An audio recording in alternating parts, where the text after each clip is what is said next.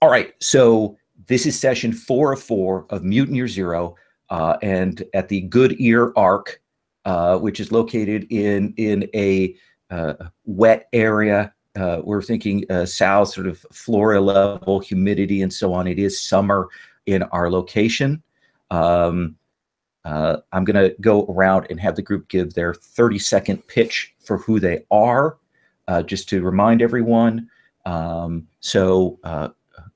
Chris, let us start and give us the 30-second pitch on, got to get the names right, Jin.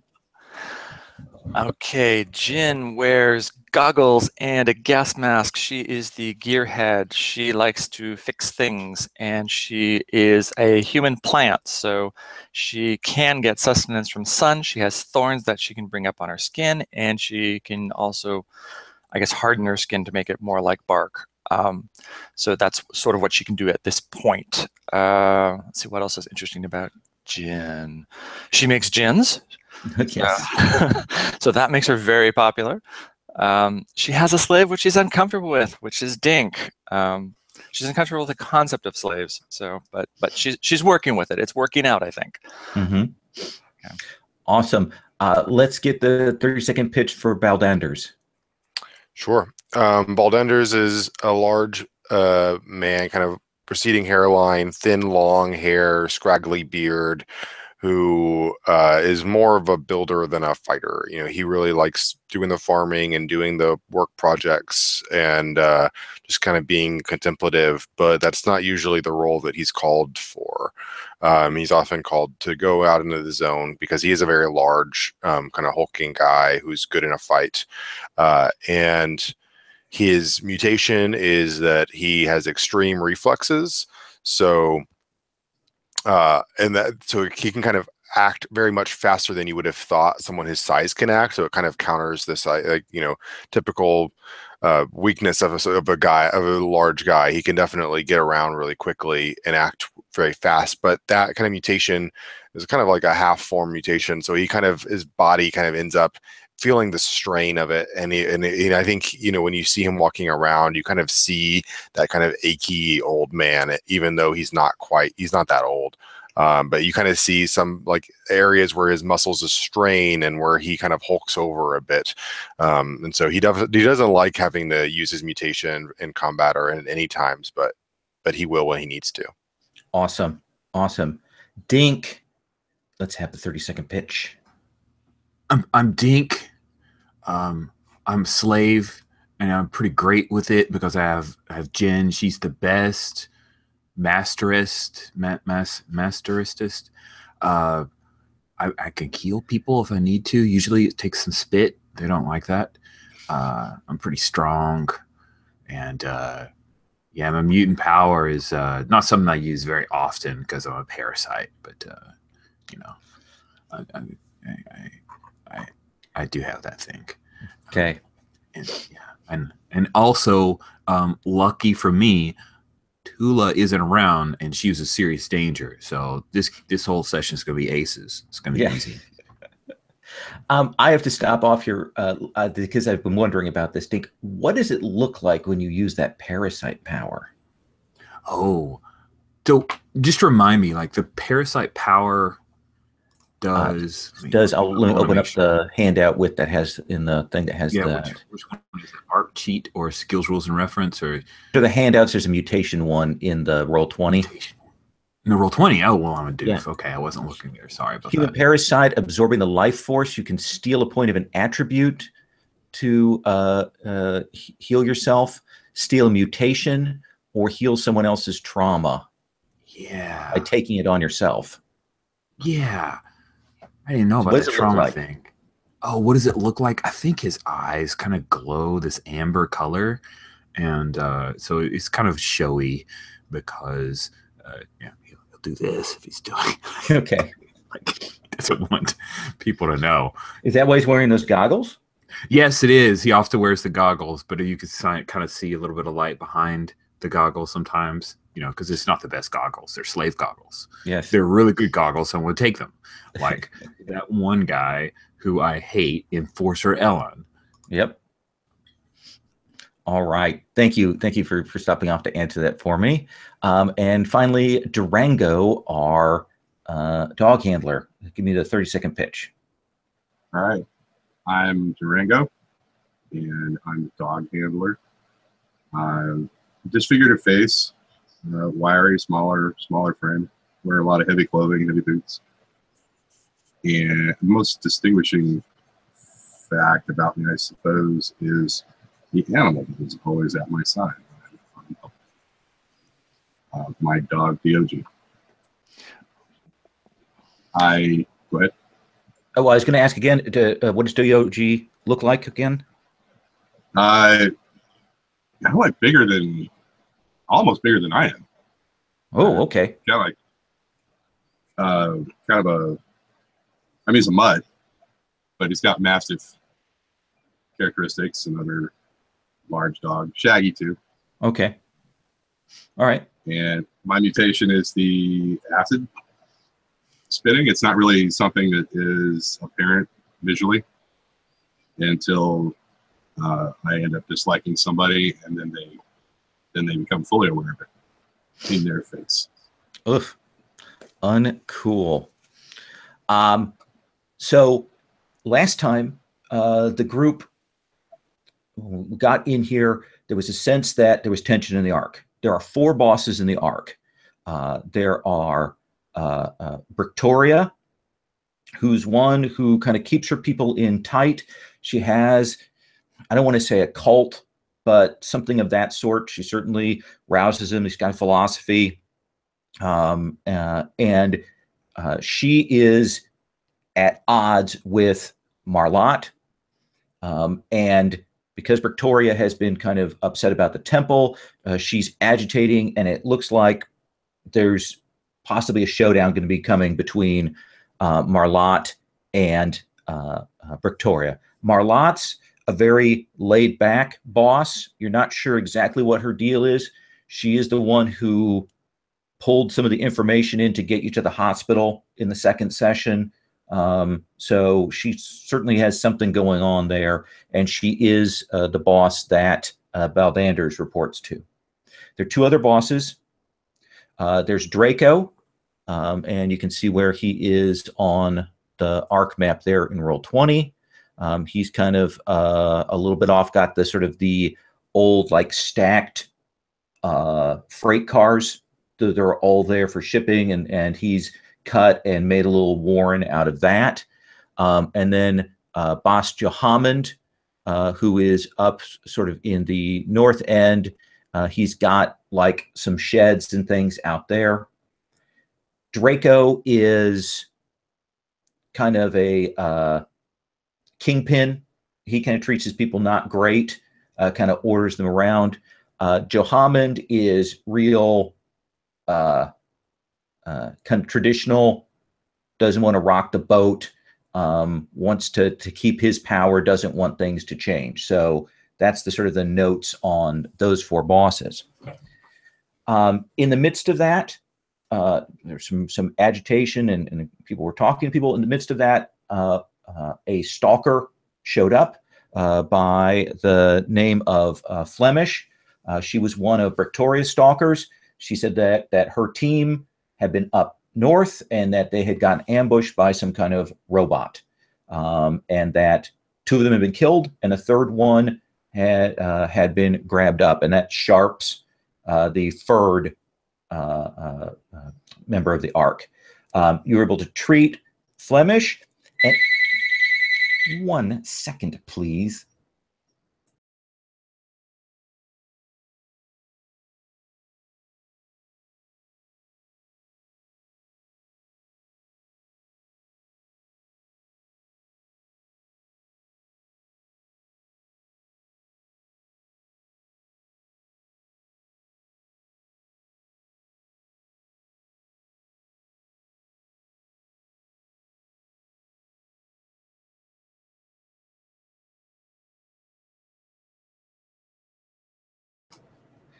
Sorry, Sherry's on call because it's month end, so I had to check that. So anyway, this led to a scene in the middle where essentially you brought Flemish in, you helped her, you healed her up. In fact, Dink was able to do the job before you even got the healer there. And that then led to Tula calling out Victoria in the middle of everything. And that went very well for Tula in the short term, perhaps not so well in the long term, but you were able to get Victoria to drop a bunch of money on you in to essentially cover her ass for the moment. But you know that there'll be recriminations down the line. And she took Flemish back to her thing. You guys went out, traveled north. You found the location where the robot was. You engaged with it by luring it out. Did not go exactly as you planned. And things kind of went off early. But you got it into the Mickey D's wreckage, where you had that big freezer set up. And it had sharps in its hand. I believe Dink was able to tear sharps out of the robot's hand, with leaving behind a good chunk of fur on the robot, because your stalker demonstrated a new power. Essentially, her powers went wild.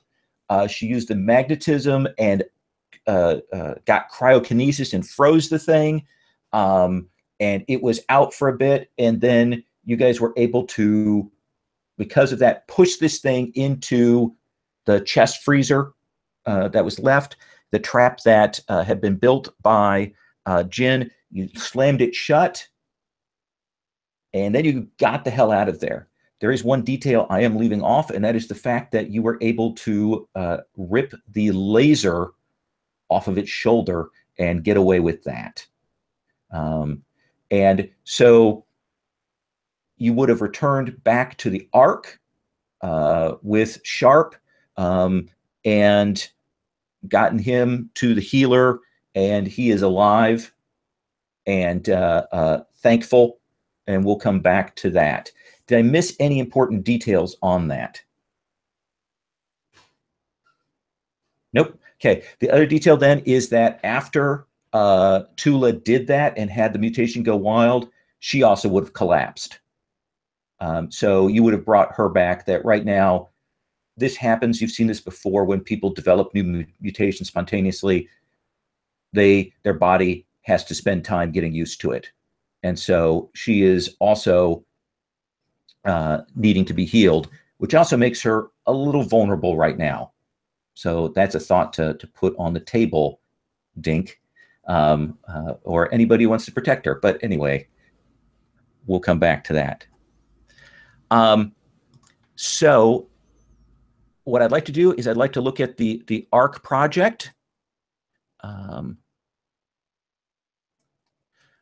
Last time you guys were working on the cropland. This is a 4-session game. So I am prepared to say that the cropland is finished if you guys want to pick another project. What do you guys think? I think it's great that we finished the cropland ahead of schedule. Okay.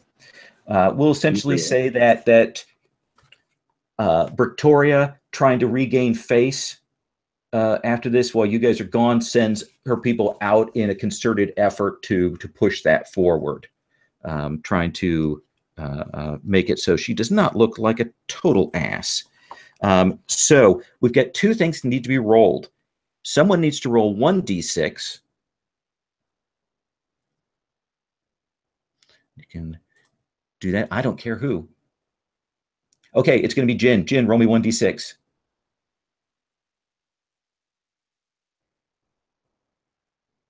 All right.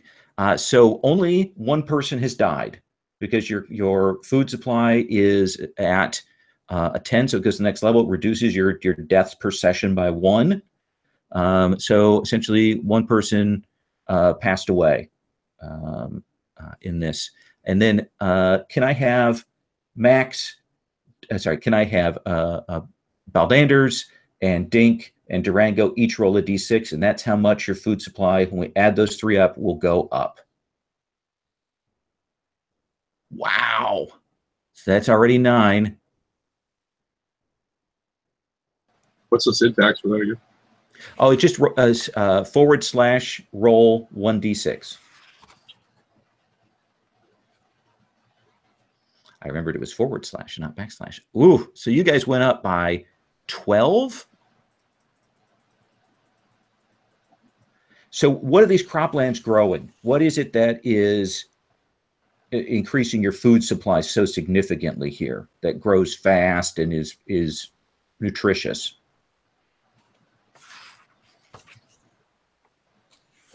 Suggestions, ideas? Sweet potatoes. Okay. Yeah. Fast tubers, mutated sweet potatoes, of course, in all different colors, purple, blue, orange, yellow, ochre green. Those have the worst taste. Of course, all of them taste slightly like tires, but you've got just lots and lots of sweet potatoes, and so people are preparing those, and they grow really fast. Yeah. It means that you no longer have to worry about grub when you're back at the Ark. Okay, cool. That is a thing that is not an issue, and just about everybody can get fed by having that.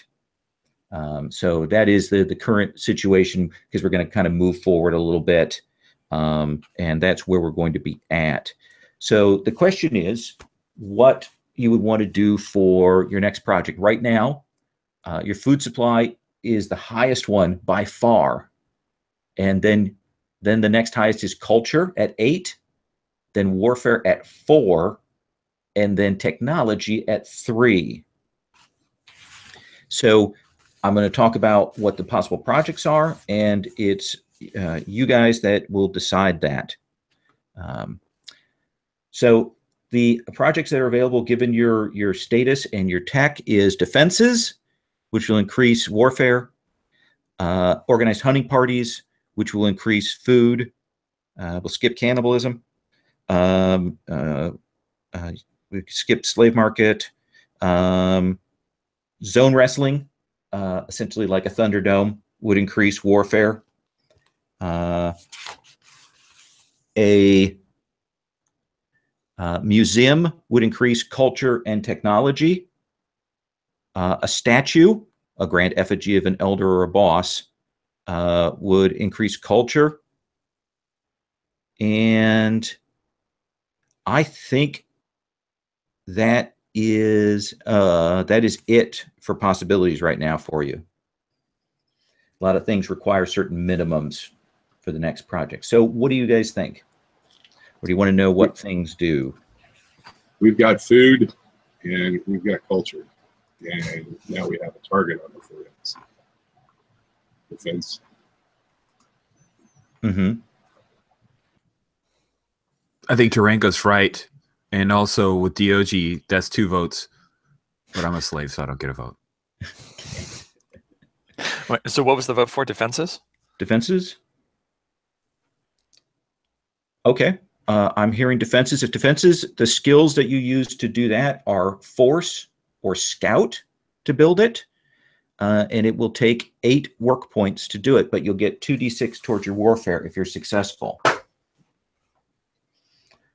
So let me add that to the sheet. Or do we want to do zone wrestling just because it could be cool? Which would you prefer? Zone wrestling is fight or manipulate. Oh. I mean, whatever you say, Jen. Well, no, what does the party want to do? Jin would be for the museum. Jin's arguing for the museum because she wants the tech, right? It's like, it will help us. You know, she pulled her hair back and says, I don't understand why you all want to think about warfare. If we have better tech, it just won't matter.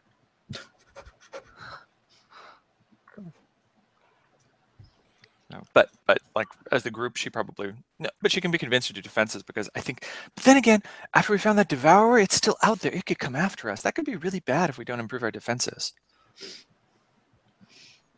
So I'll go along with the defenses. Defenses is 2d6. The Thunderdome is faster, but it's only 1d6. We're one session. So let's step back. One session. Do we think we could actually pull this off? What's 12 points, you said? No, it'll be 8 points. 8 points. Both of them are 8 points? 1 in force. This is for the wall thing, right? For defenses, it'll be 8 points, and you'll get a 2d6. For the zone wrestling, it'd be 4 points, but you only get 1d6. But we do get defenses out of it. You get warfare increase, that people are better fighters because they're having to compete in the Thunderdome. Gotcha. Which warfare and defense are one and the same in the development levels, right? Yep. Yeah. Warfare covers all that. But you could use manipulate with zone wrestling. Manipulate and a fight Force. are the 2 ones for zone wrestling. Force and scout for defenses. So I can contribute a bunch of dice to either, but I can contribute more to fight than to force. 2 men enter, 1 man leaves. Zone wrestling, we can almost guarantee that we'll pull off. Yeah. The other one, the defenses, that's sketchy. Yeah. So yeah. I can contribute to both equally, but ball damage, I think, sways it towards the fight or the dome. And what about Jin and Dink? What are your relative dice for either of those? Let's see. Fight would be. Let's see. Fight is based on strength. Yes, I believe so. yes. Okay. Yeah. So her fight is 1 and her strength is 3. So She 4 doesn't- dice there. And so Force versus force or scout. Yeah, she doesn't have force or scout. Okay. I'm hearing zone wrestling. is I what am I'm too. hearing. Yeah, Okay. I think Jin's won the day. Sorry that you're not as smart as Jin Durango. But I like you. Maybe the zone wrestling is like a solution to all the tension between these gangs. Like we're like, hey, we see that there's like fighting is inevitable. Let's channel it into a productive space. So it's an attempt to build a safety valve against that. Yeah. That seems reasonable. So I'd like to do the go around. The question is, who wants to go first in rolling for the work on the project? Can you put that syntax up? In Sure. It's in the syntax handout. Yeah, there's a little handout on the 3rd tab. I think Jin will go last in case you don't need her, because that gives her another day to build like a personal Good inventor point. project. Well, Deke will go first so that Jin doesn't have to. Okay. So we're going either manipulate or strength. Or fight. Sorry. Manipulate or fight. I have exactly the same amount of damage / doubt, the same attribute level, and the same skill level for all of them. So I think Convenient. Okay, it's Plussy. weird. It's so weird, Plussy. If I have 1 doubt or 1 damage, does that mean I'm rolling 1 die less, or it just means it's damage you take? Since I am running forward a few days, you can clear that damage. Well, and I have a question. Jin has a spade. Could she give it to Dink? And would Yes. that add to it? Yes. There. Yeah. Jin will definitely Sweet. do that. I'm going with fight. As long as you don't double dip on the spade. No. We'll be I fine. will actually give the spade to Dink. Oh, because you own me, so you own the spade. So you're not really giving it to me. Thank you so much. Yeah, that was meant as a gift. Okay, that was a nice way to turn that around. It's just true. Okay, here we go. Then I will be using fight because manipulating with a spade seems weird. I've gotten no successes and the potential of 1 damage, which of course I'm going to break the spade because I'm pushing my luck. Well, this Look is at all those 5s. yeah. What? Right now, you're not breaking the spade, but you are going to take a point. Well, a point of damage. Well, let's see how much I can take here. Dang it! Okay. I'm actually, Rich, I hate to say this, but I think you got the syntax backwards. Your strength is 4, right? Did I do this? I'm so sorry. No, Should I that's redo, okay. or are we just Yeah, gonna let's have count you it, or- redo. I'm a boo-boo head. I'm sorry, guys. That's okay. Not the only one. I can't find it. Skill then base stat. I did do it backwards. Thank On you the for third tab in Roll20, over on the side, if you hit that, where your character sheets are, if you look down, there are two handouts. One says mutations, the other says syntax. Oh, okay. Yeah, it's there. I also put it in the chat for Google Hangouts. Oh, good. Thank you. There we go. That's 2 successes. That feels better. Okay, 2 successes. So we'll move that up unless you want to push it and possibly take some Jen, damage. do you want me to push it? Jen, do you want me to push it? No, Dink. I don't think you need to push it. I think you've done enough. You don't want to overexert yourself. We never know what's coming. What else is going to happen today? You just want me to fight. I understand. Okay. So Dink, No, Dink, no. So you used fight. You're establishing some kind of fighting zone. What does that look like? What are you doing to establish this? Well, of course, Dink spends the morning digging the holes for the posts to go in. But I think as things start to get moving, maybe he... Oh, let's look at our NPC levels here, like who we have. Oh, that's right. It's on a different thingy. Actually, I have put all of the NPCs in folders on the handouts tab. Oh, okay. Let me go to the handouts. As Max suggested to me, I built folders with the bosses. Can you see those, you guys? I can't. I see syntax under handouts, and that's it. I see NPCs unaligned. I only see Killian. Oh, why does it not? You have to. Isn't there like a little checkbox you have to click or something so that all the players can see it? Yeah. Add subfolder, add character, add handout. I thought I had the characters all visible. Okay. I just saw Victoria show up. Oh, you do have to click a button. Okay. So while you're describing that, I'm going to go through it. Ellen, I'm gonna pretend to demonstrate by picking a fight on Ellen. Okay. And how do you get started? He's one of Victoria's people. Uh-huh. And what do you do? Is he just walking along or what? Oh, no, I tell him it's coming. I just don't tell him I'm using the spade. See, we have to fight like this. See here, Victoria, here. Let me show you with Elon. See. Here's how we'll fight. We'll fight like this. Thwack! And you hit him pretty significantly? As significantly as I think I can get away with. Okay.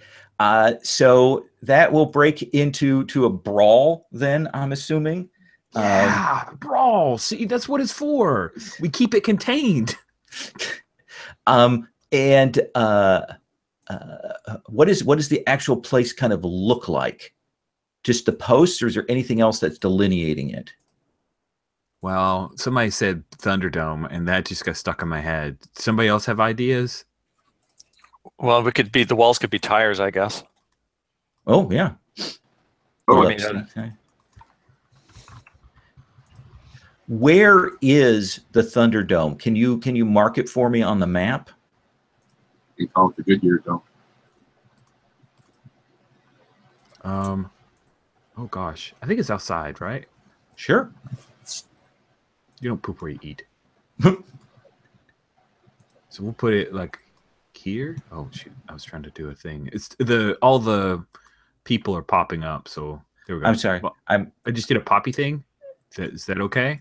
Yep. To the right of where the stalkers are. Okay. So let me draw a shape. I'll hold Alt. So I'll do like outside, like this out here. Is that good? Yeah. Okay. Is everybody else good with that? I'm not trying to take over. I'm just throwing out stuff so people can.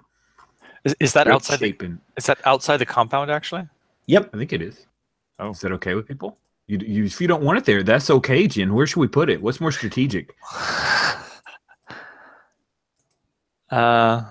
These pictures are insane. Yeah, they really are. I'm sorry. They're awesome. Insane. They're awesome. Nelma's cute. Oh my goodness, Zingo. Okay. And these are the unaligned. Are you guys able to then see the folders that these are in? No, it's just pick. Oh. I see Chronicler for Astaria. No, I see the folders. Once. What do you mean? Maybe I don't know what. I see on the tab is organized by folder. Yeah. Yeah, I get you. Okay, good. I just want to make sure that because this is I wanted to try this out because Rich and I were talking about tools for storing NPC images in Roll20. So I've done what Matt suggested. This is a good idea, Max. Way to go. Yeah. You win the thread. So those are organized by their bosses there over onto the side. I guess I should do the last one. And that is the guy you fought in case he comes back. So I guess Jin would say, well, having it outside might be good in that it might feel like neutral territory if somebody else is coming to fight us, if we have somebody from outside fighting us. So maybe that's a good idea. Thank you. Here's your spade. It's got some blood on it. I'm sorry. No, Dink, it's yours. It's yours. Okay, I'll keep it for you. All right. So who is the next person to contribute to the project? Is that something Durango does, or is it Baldanders that would do that? I can contribute. I couldn't hear what you said. I can contribute. Okay. Baldanders, are you cool with that, or do you want to? Sure. Okay. So Durango, which are you using, fight or manipulate? Fight. Okay. Go ahead and roll fight for me.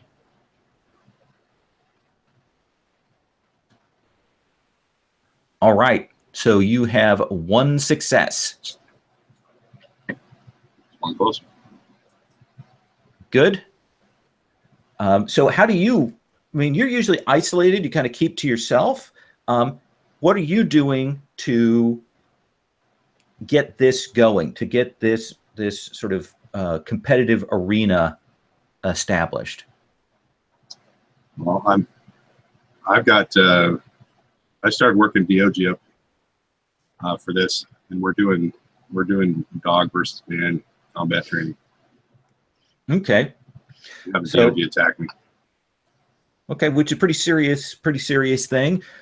With protection or just my normal clothing. Okay. So you're kind of showing people how that works. Okay, that makes sense. All right. Baldanders, I think if luck holds with you, you should be able to complete this project. Yeah, I hope so. Let's see here. All right.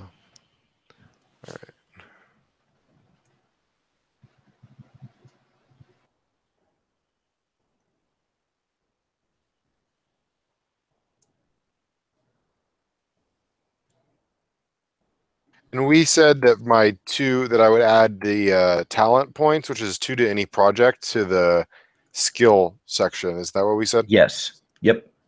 It's the easiest way to do it. Yeah. And then I'm gonna pay a bullet to my spade broke last time, so I think a bullet's what it takes, right? Yep.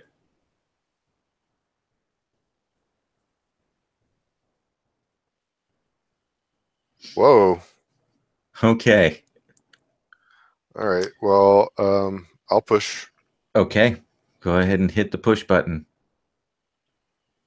How horrible is that? So what goes wrong?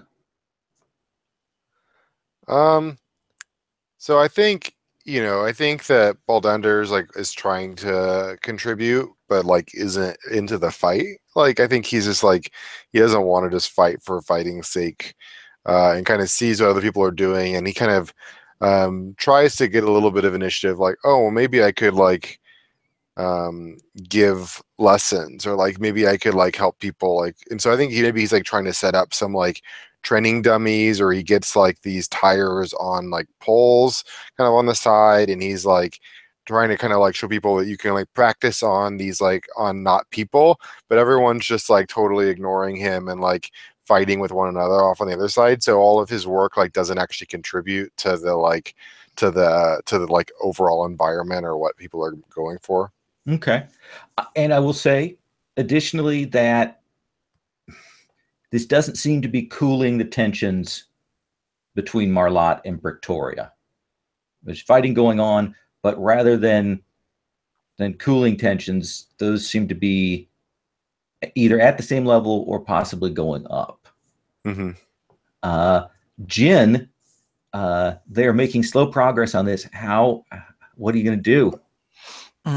Well, she's gonna put her hair back up in her ponytail to get ready for work. She's still got her bicycle chains on her arms, right? But that doesn't bother her. She's used to working with those. And she is. I want to say that we've got the walls set up, right? That was one of the things we did, which I think is the most critical. And so I know we have the laser rifle that we stole. So what you have is a laser. In order to use it, you're going to have to jury rig up some kind of battery to it. So it's going to be a jury rig roll to get this to function for you. So is that in addition to making the work roll? Because what I was thinking of doing is I was thinking that what we don't one of two ideas is somehow set up like a sound system so that we could have, broadcast so that we could have an announcer saying what was happening in the ring and make it all that more exciting, or do rig the laser so that it becomes sort of a laser display, so it projects onto like a wall, so it could show scores or advertisements or stuff like that to draw people in. I would say you could probably do the sound system because you're smart. The laser light Pink Floyd show, I think, is going to have to be above your pay grade. Okay. I thought it would have been cool. I thought it was good. I had to push for it. Yeah, okay, no. so I'll go for the sound system then. Okay. I'll say that will be her contribution. All right. I assume then you're rolling manipulate. Oh, I don't have manipulate. So it'd have to be fight. So it would have to be what I would do to fight. Yeah, I'm not holding people to that. I just was assuming the game doesn't require you to use a particular skill that is tied into what you're doing. It does it very meta. I just drill down to see what you guys are doing. So you're building the sound stage. You're for it. Go ahead and roll your fight. Okay. Yeah, I didn't get anything either. So I guess I'm gonna push it because we gotta finish this thing. Okay. And we can say to make it more along the lines of it, maybe it involved me like fighting somebody in order to get the parts I needed and to put it together. Okay. So she goes all bristly with thorns, which people don't usually see, and so she showed what she can really do. Okay. There, that worked better. So you take 1 strength damage. Yeah. But the zone wrestling is complete. Baldanders, because of your colossal roll, I'm going to have you roll the d6 to see how much fight you guys get.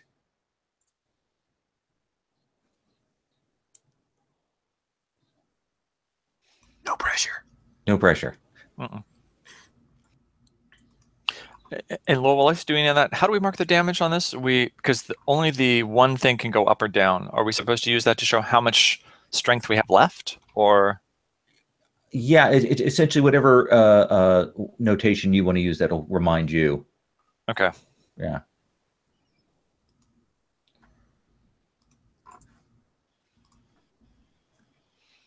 So I went ahead and ate to get my strength back. Is that all right? Yep, you can spend the food and roll me that d6 to see the. Oh, you wanted me to roll the d6? Oh, I'm sorry. yeah.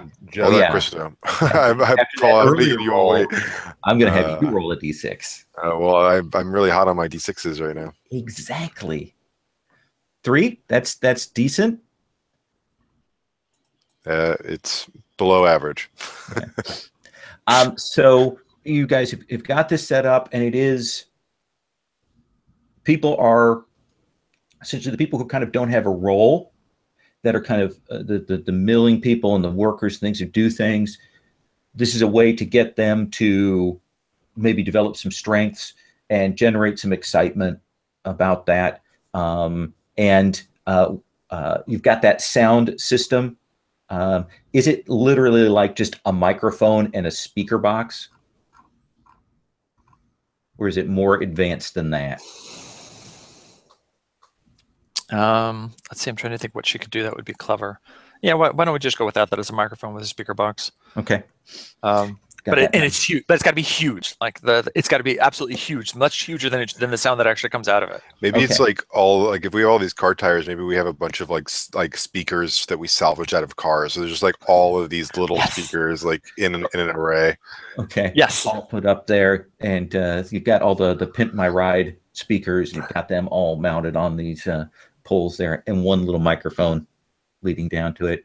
It does the feedback thing every time you use it to start. All right. It's one of those microphones that's in the ceiling of your car, just like this tiny, like shitty, tinny microphone. Awesome. So the situation is tension between Marlotte and Victoria. That's boiling right now. It's hot summer. It's that heat and that humidity that gets in everything. You haven't talked to Sharps since he's been brought back. Haven't talked to Flemish since he's been brought back. You know that they're both healed up. Currently, Tula is in the care of the healer, and that's the Ferris. But there's not real protection on her, and you know that certainly Victoria, if she could, might do something to her. But that's where we take up with the situation. And we're going to I'm going to start doing some once arounds, seeing what everybody is doing. So Dink,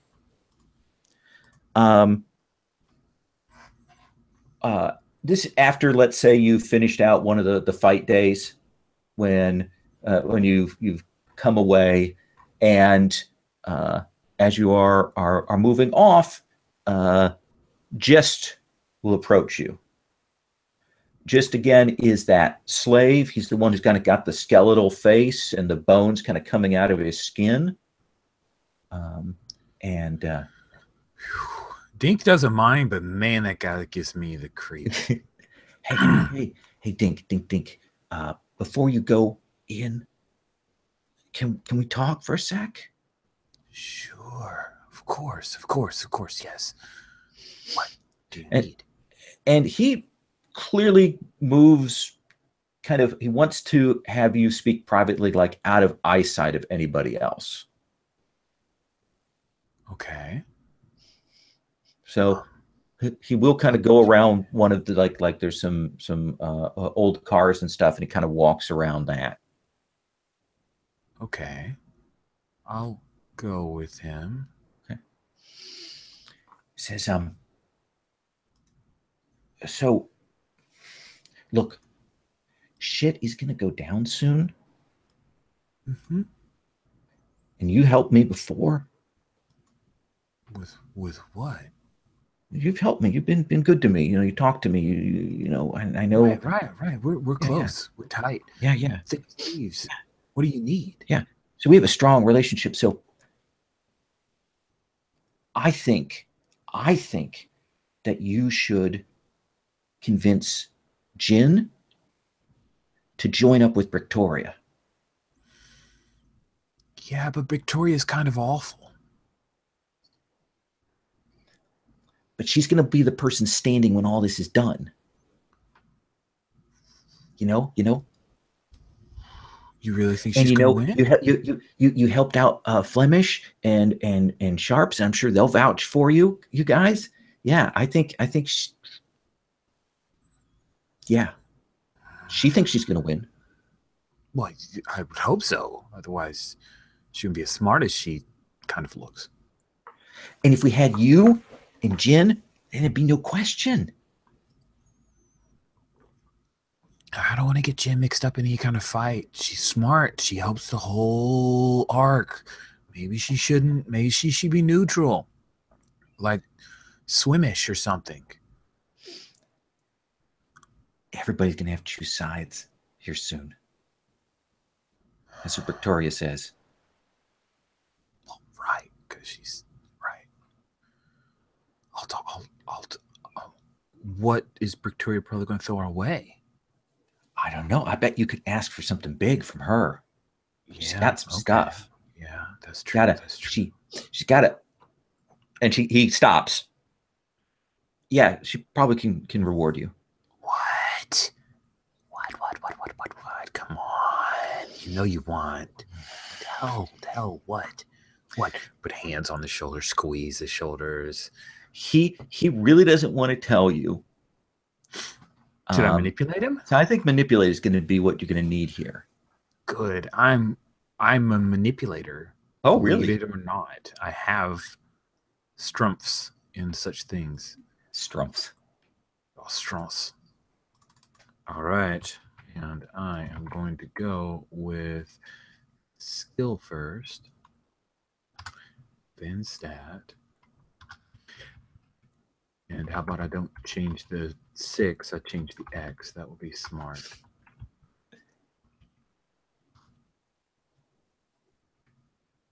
And then 1. No, I have no thing I'm using.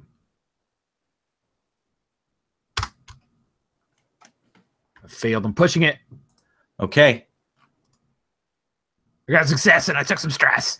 Okay. So that is wits damage, I believe, right? Or is it? No, it's empathy damage. Yeah, I feel a little doubt. Okay. Yeah, because you do have to kind of push him pretty damn hard. Okay. It's worth it. She got, I've seen it, this massive stash of booze.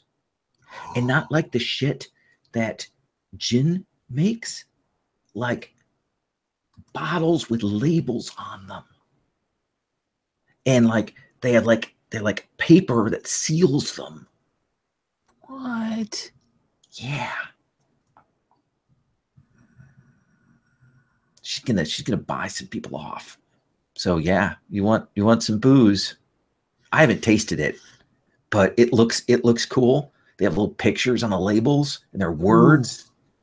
Nice. There's a guy whose head has this giant like black cactus on it. It's sweet. Nice.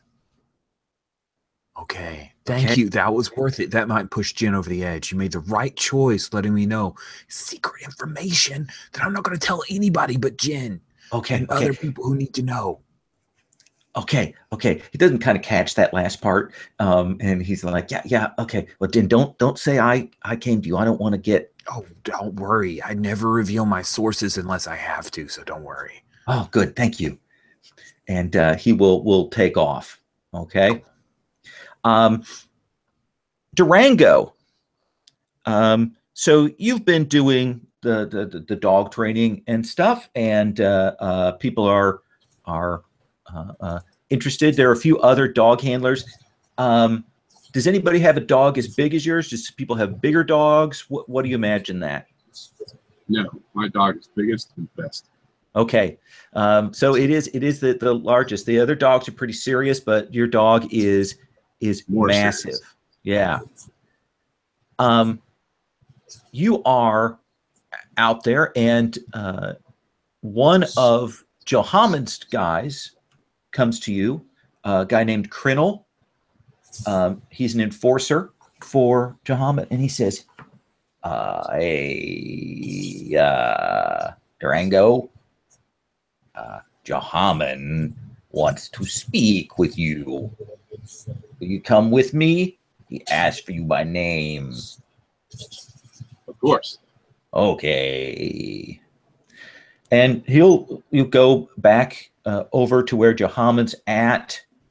Again, he's in that back area. They took a lot of scrap and built a set of sort of huts and things back here. He's got a nice position in this sort of back corner. He's set up, and when you come, Johammond looks pleased to see you, and he will set out a ration of food for your dog. All right. Thank you, Tom. Hey, yeah. Good stuff going on, Durango. Things are going well. I heard you've been working with the ring out there, getting people trained up. Yeah, I know how to fight animals. Yeah, because that's that. A lot of that stuff goes on in the zone. So listen, I know you're up on your perch, and I imagine it's a hell of a time getting DOG up there every night because he's big. Those stairs are kind of rickety. You're also off there by your own. You're own-some. I'd like you to come in and join with my crew. Oh, boss. Yeah. I like it out there on my lonesome. Hey, and I appreciate that. Independence, freedom of spirit. Got your dog, a man and his dog on his own, up on the rafters. You understand? Yeah, I get it. But I also get that that there's going to be a fight here soon. And I want to protect the people I care about. And I care about you. So, I want you to come in so I can help you out, and you can help me out. Well, outside of our beat, Sure. what does it mean to be involved in this way with It us? means, I mean, we're part of a group, but our own little group. yeah, you guys have worked together, but you're not, an official crew. You guys haven't really established that, though you're friends. You know each other. Jahaman, clearly, if you come in on his crew, it means that people will keep that in mind. They might, they already don't screw with you necessarily because of the dog, but if they respect Jahaman, they might respect you. But if they're pissed at Jahaman, they also might be pissed at you. But it doesn't mean a dissolution in any way of our group. No, I'm assuming friendships can work across lines. Okay. All right, back into our feed. That's a really tempting offer. Oh yeah, it is. It ought to be. Can you explain something to me, boss? Yeah. I don't pretend to know all the relationships between the bosses. Uh-huh. But how do you get on with this Pretoria? One of two things is going to happen.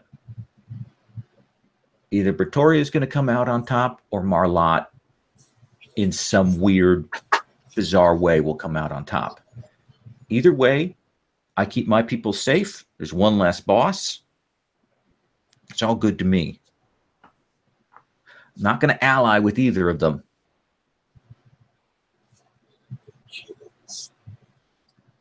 Interesting.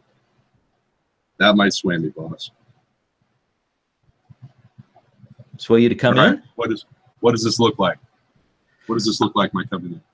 Well, and he will say, we've got a space back here that's out in the open. You have your own path in and out of the sheds, give you a room, comfort, have the run that you could do, and we'd supply you out here. And he'll take you back to a room that's been cleared out. It looks like he's booted some people into another part of the compound to give space enough for you and your dog. And it has its own sort of door out. Is that the only pathway in and out? Pardon? Is that the only pathway in and out? It probably also goes into the body of the sort of the huts, and it has its own exit out to the main compound.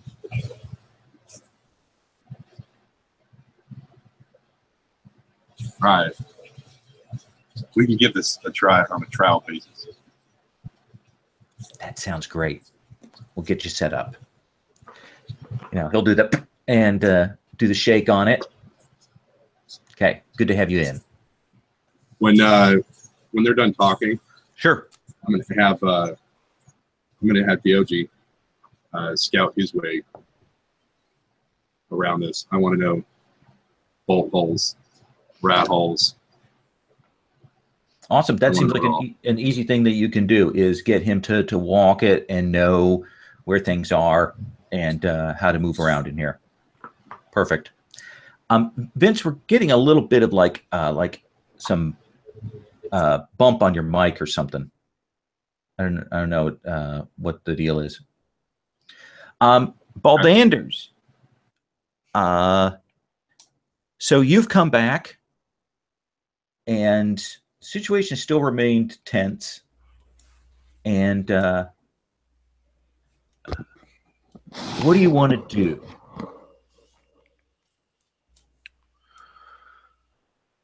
So I think before I left, Marlot had kind of come to talk to me about these moves, and so I think maybe even when we did leave to deal with this robot thing, Baldander's had it in mind, like, oh man, I don't want to be that far away from Marlot in case something goes down. So I think when he got back, he would have kind of gone to check in with Marlot, and even though she kind of told him to keep on his own, and I think there could be an easy scene with him kind of planting some sweet potatoes or whatever, but I think he's keeping in mind this idea of like keeping an eye on Marlot.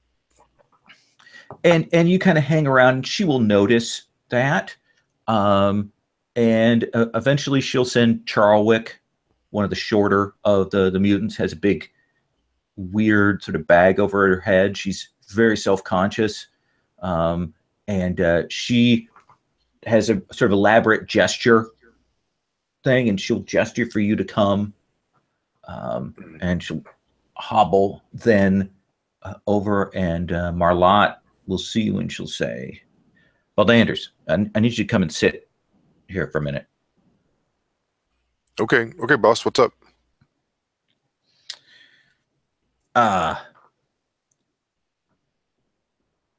So I am afraid that Victoria might do something to Tula. What makes you think that? She called Victoria out in the middle of things.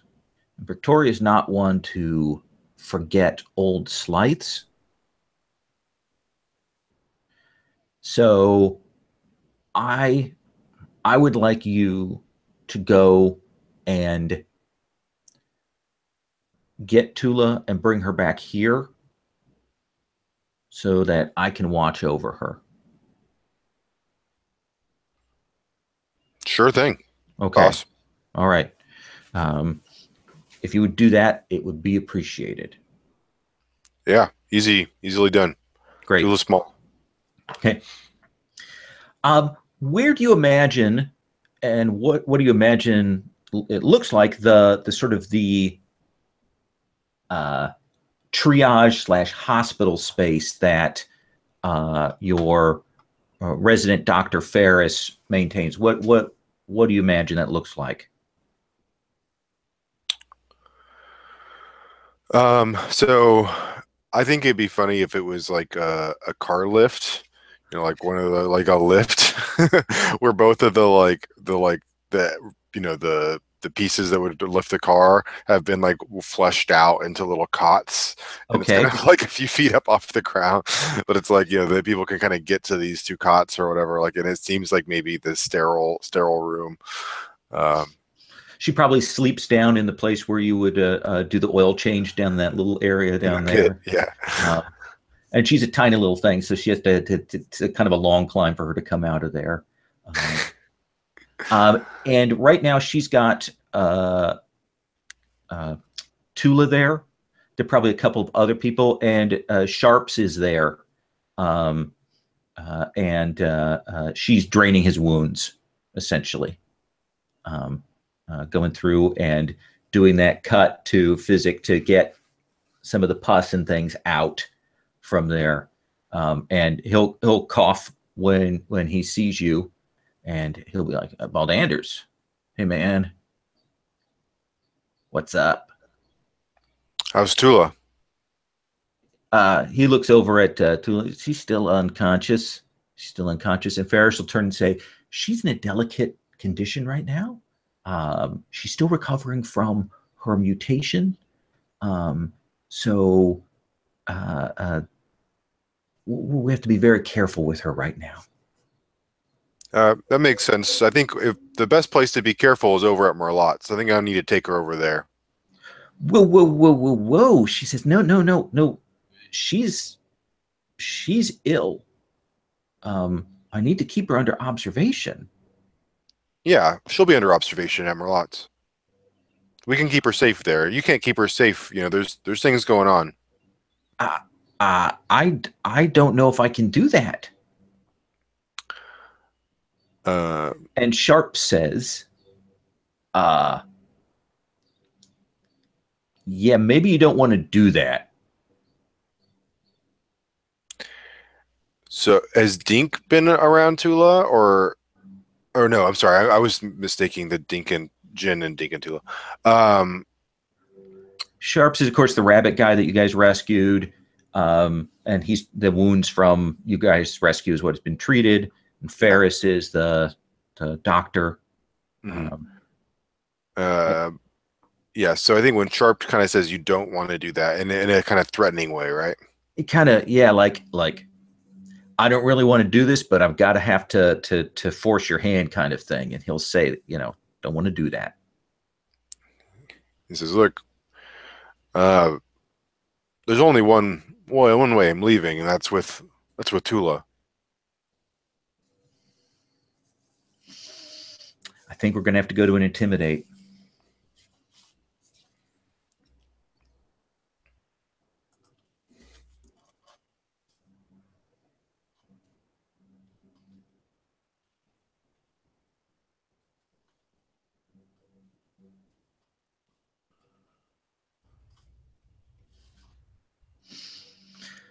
All right.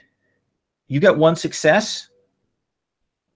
You are stronger than he is. He is wounded. So he does sit back down. And Ferris will back off, seeing that she's not going to be able to get in the middle of this.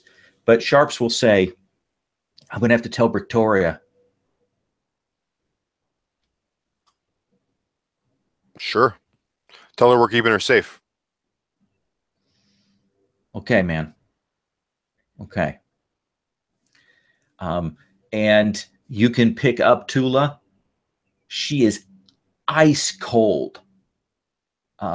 She's still breathing, but it's like she continually condenses the vapor in the air around her from this cryokinesis. So when you pick her up, there's probably a shattering of like ice off of her. And she's actually, it's great because she's like a little air conditioner in your arms. And yeah, you can carry her back to Marlot's. Yeah, I think he kind of like, this probably has like a blanket on her or something, kind of puts her in that and kind of carries her in the blanket back to Marlot's. Okay. And you'll get her back there, and Marlot will assign Nelma to keep an eye on her, and Marlot will say Nelma knows a little first aid, a little healing, so we'll keep an eye on her. Thank you for doing that. You need me to stick around, boss? Keep an eye on her? No, we've got some people here, but I appreciate you sticking around in the area. Sure thing. Let's cut to Jin. Jin, do you have any building or repair projects you want to do? Oh, building or repair projects. You've got some of those in-house tasks you can do. We'll do that, and then we can do an interaction. Well, what could I do? So I couldn't use the laser because I don't have a battery power pack for it. Is that what the idea was? Yeah. So I would say you'd be able to maybe rig up a generator for it. Okay. Does that seem like a cool thing if you want to do that? So what would that get me? Would it give me a potential laser weapon? Is that the idea? Like a stationary laser weapon, I guess, that could be used to protect the roof? So one success will get you a stationary frickin' laser. 2 successes means that you can put whatever generator thing is in a backpack. It's going to be heavy as shit, but you will have a backpack that powers a big laser cannon. So she would look like a Ghostbuster. Very much so. Okay. Okay. Yeah, I think Jen will think this would be cool. She doesn't know quite where to go, but yeah, we got this thing. She's obviously gonna be tinkering with this. Okay. So she's gonna got the smudges on her face, her hair back, her goggles up. She's working on it. Sticking her tongue out as she works on the thing. And let's see. So this is going to be is it jury rig or invent? Invent. Yeah. Okay, that's the same thing actually for me. Yeah. Because I have both of them. So that'll be +2 d6 to that adds it to the skill. Yes. Okay, so that will give me a 5, and I have a 5 for wits. Ooh, holy cow! Yeah. So with that many dice, there's no chance that you could fail. Of course not.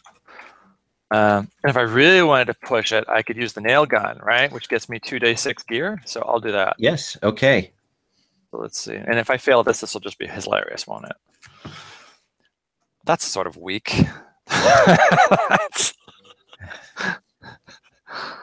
Let's see. Did I do this? I did the syntax right, didn't I? Yeah. Yes, you did. So that's just 1 success, and the nail gun will be reduced by 1 die. Do you want to push it? If I push it, I have to somehow take 1 die off, or is that going to happen after the next one?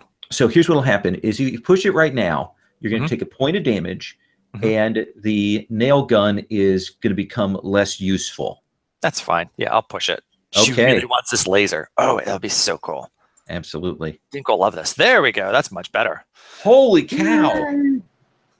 But this is wits. So I know. There's a montage of you working on this round the clock and becoming exhausted. Late at night, Dink comes in. He's trying to convince you to go to bed, and you're like, no.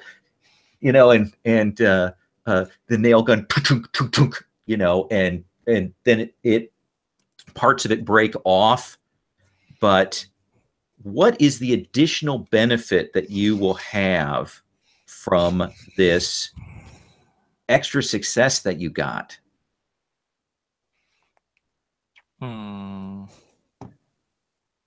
Yeah. Maybe it's even smaller, and I made it more efficient somehow, so it can have a smaller backpack. Okay, yeah. So it's a normal load item rather than being like a big, heavy backpack. Okay, sure. That seems fine to me. The battery might have this little radioactive symbol on it, but she doesn't care about that. Things leak out, drip down. Okay. So this is a weapon with a gear bonus of 3 dice for shooting, and it does 3 damage base.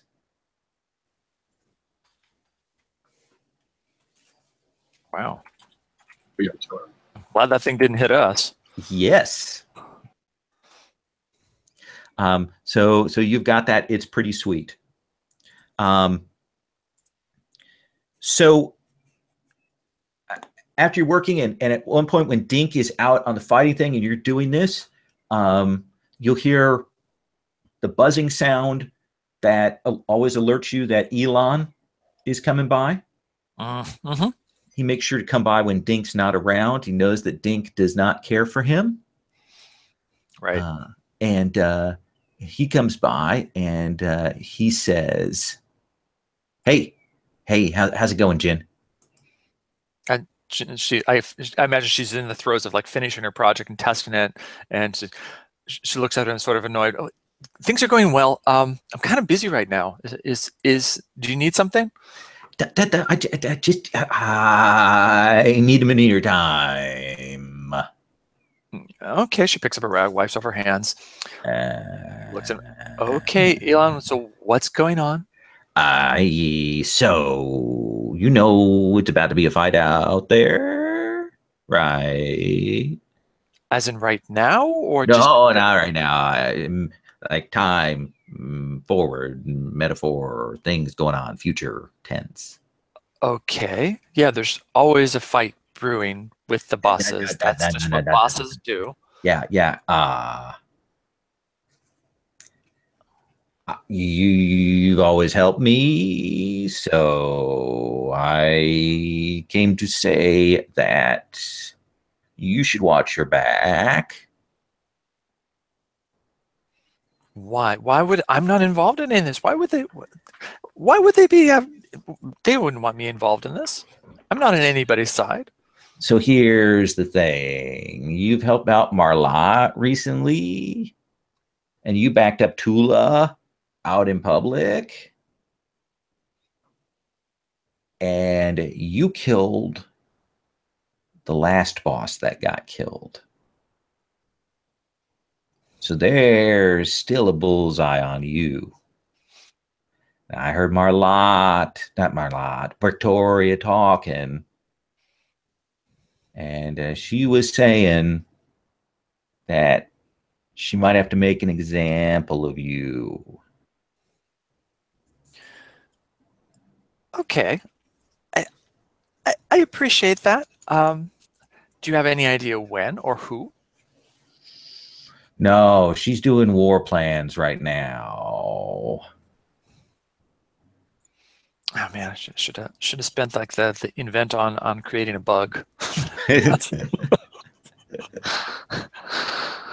Okay. But all I've got is a friggin' laser. Yeah, no, that's fine. And she'll look at Elon and say, "Okay, Elon.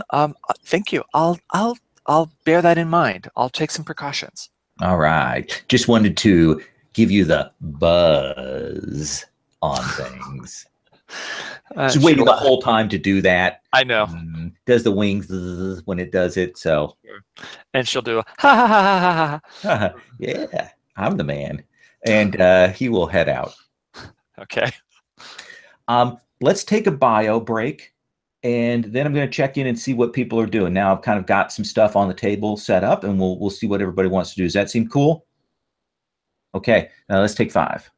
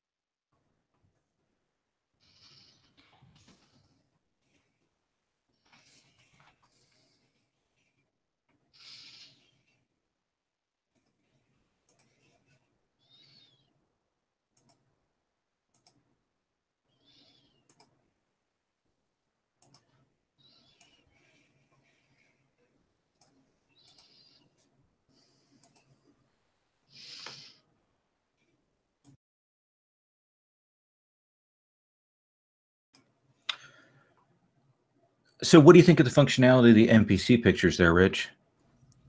It's great. I'm really happy, especially like how you put it underneath folders. That's really smart.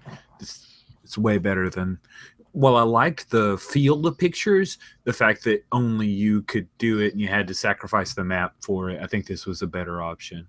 Yeah, and it's just adding a handout, dragging and dropping the picture into the handout, and then in the text below it, you can put all that info.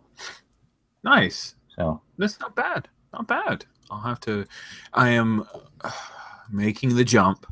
When I run the Veil in August, I will be using Roll20. So this is really super helpful to have a person who is pushing boundaries and trying new stuff, and for me to see that. So yeah, I had no idea about the folders, so I was really glad to know that. Yes, grow. Early Rose, Early Rose.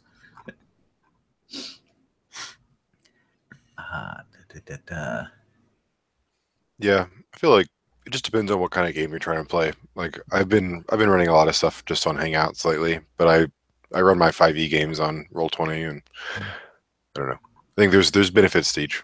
Yeah, I will say I'm running the Sprawl on Wednesday.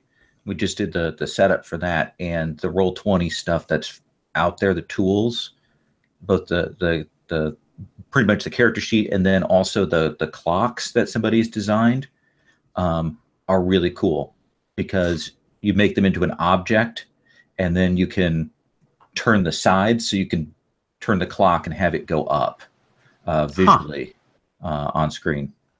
Nice. Yeah, you can make them like a rollable table and make each value a different photo. So then you can right click it and choose side. Yeah. Yeah.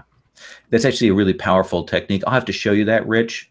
It's a really interesting tool that you might want to use, but I'll talk about that later. Okay, cool. So Dink, let's come back. You know, the place is hot. It's just starting into bug season. Thank goodness, I'm hungry. Yeah, this is the time when sort of the swarm storms start coming. You know, some are locusts, some are cicadas, and the cicadas are probably the worst because of the noise that they make when they come flying through. But it is a good harvest time. You just have to be careful because a lot of these things can bite. Yeah, they're probably flying mutant crawfish. So they fly from water source to water source.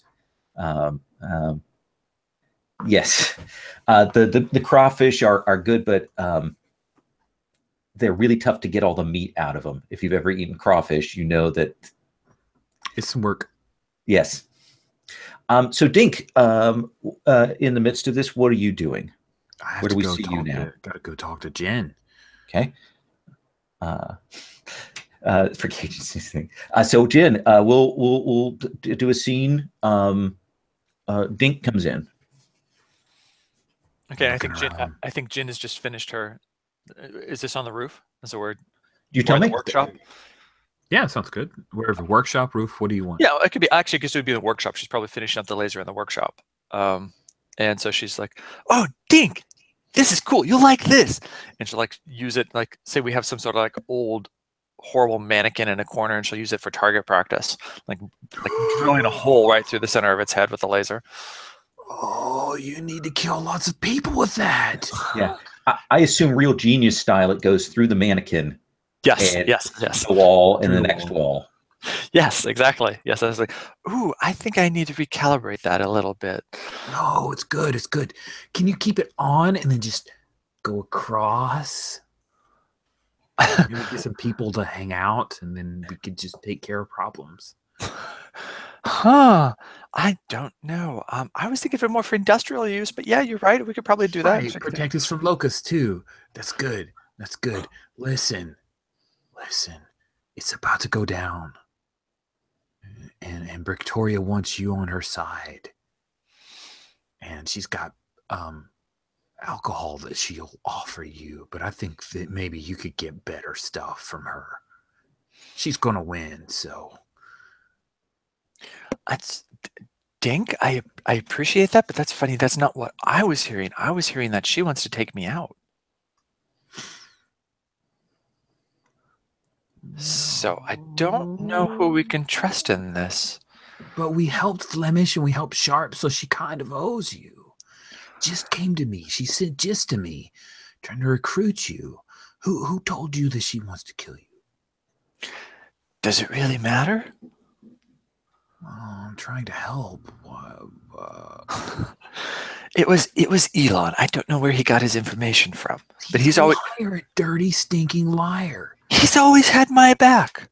He's like Diochi's dung. He's terrible and awful. He's barely above Tula. We should shoot him, and then Victoria will be thankful. No, I can't do that. Elon's been good to me. That's you're like you've been good to me. So if Victoria wants to kill you, we should make sure you're safe. That's most important. Yeah, I think that's part of why. And she taps on the laser. That's why I've been working on this. I think it gives us a little extra, something extra to keep us safe. So are you going to throw him at the other side? I don't think we can stay neutral because we won't get anything out of it. You're not going to be safe, and we don't get anything out of it. That's a good point. I guess we can't stay neutral. Man, I hate these politics. Why would they just let me work? I know. I understand. I would keep you working as much as you want to work because it makes you happy and helps us. It helps the arc. Plus see, Dink, you and I understand each other. We do. I'm so happy you came into my life. I'm the best slave. Oh, she cringes on that. Yeah, I guess you are, Dink. I guess you are the best slave. And I guess the meta question, so in this scenario, so if something were to happen to Jin, what would happen to Dink? Is there any way for Jin to make sure that he got freed? He'd be passed along to the victor, is how I would imagine it to go. That's how Jin got her. Yeah. We could just go on a scavenging mission or something. Oh, that's clever. Yeah, but then we'd have to leave Tula. Well, yeah, that's like a bonus. That's like the extra reason to go. She's bad for you. She's bad for you. She's not. Tula's great. I mean, look how well we worked out. And you saw what she did. She saved you. She like froze that spider butt thing. It was awesome. And she tore off the part that I used to make the laser. She did that to get into your good graces. You're so trusting. You don't understand how evil people are. And she says, maybe, yeah, you could be right. I'm not very good with people, but it's, you've got to trust somebody. You can't always not be trusting. Right. Which is why I'm here. Right. Okay. Scavenging. Well, what if we made it look like we went scavenging, but didn't? And then you shot somebody in the head with your laser. I love it. Yeah. I mean, that might work. Okay. Scavenging sniper plan activated. Sounds good. That seems like a good place to cut that scene. Is that okay? Yeah. Let's come back to you, Durango. You can get settled in there into that place. What do you want to do?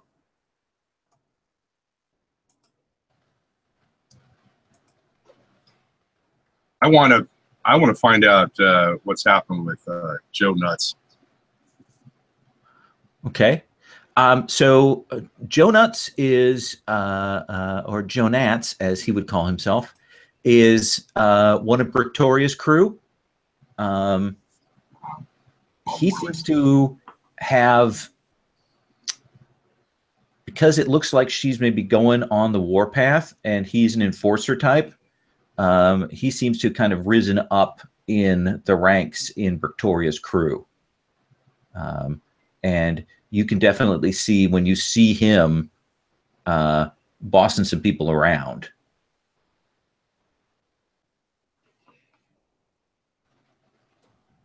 Well, I've got quite a store of grub. Uh-huh. I want to see if I can start.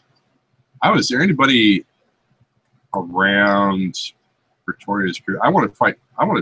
This guy have weaknesses I want to know about. Well, I will tell you this. You guys rescued Sharps and Flemish. And if there's any kind of in that you have with Victoria's crew, Sharps. if you can get to one of them and talk to them, you might be able to do something.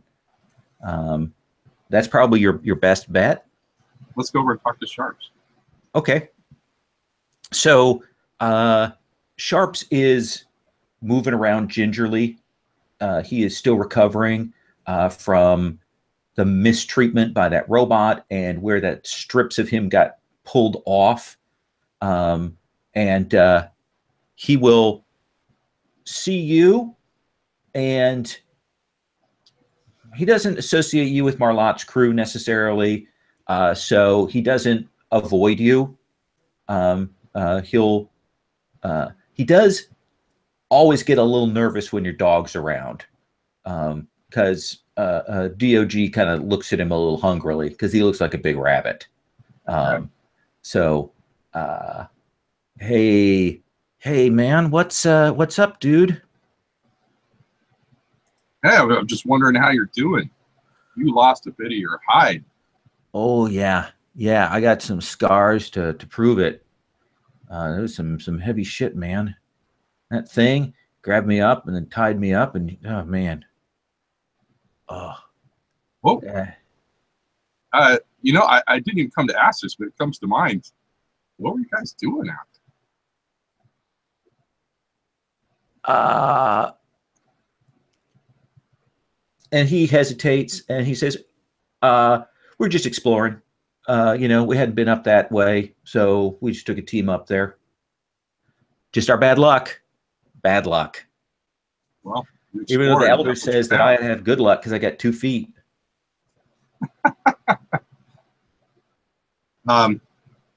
Yeah, so I'm gonna reach into my pack and I'm gonna pull out some grub and hand it to him and say, here's a little something towards recovering that strip of fur. I know that's gotta hurt, man. It does. Kind of his eyes narrow a little. What do you want? I don't know that I really want anything, but I'm just really interested. He does this like, what?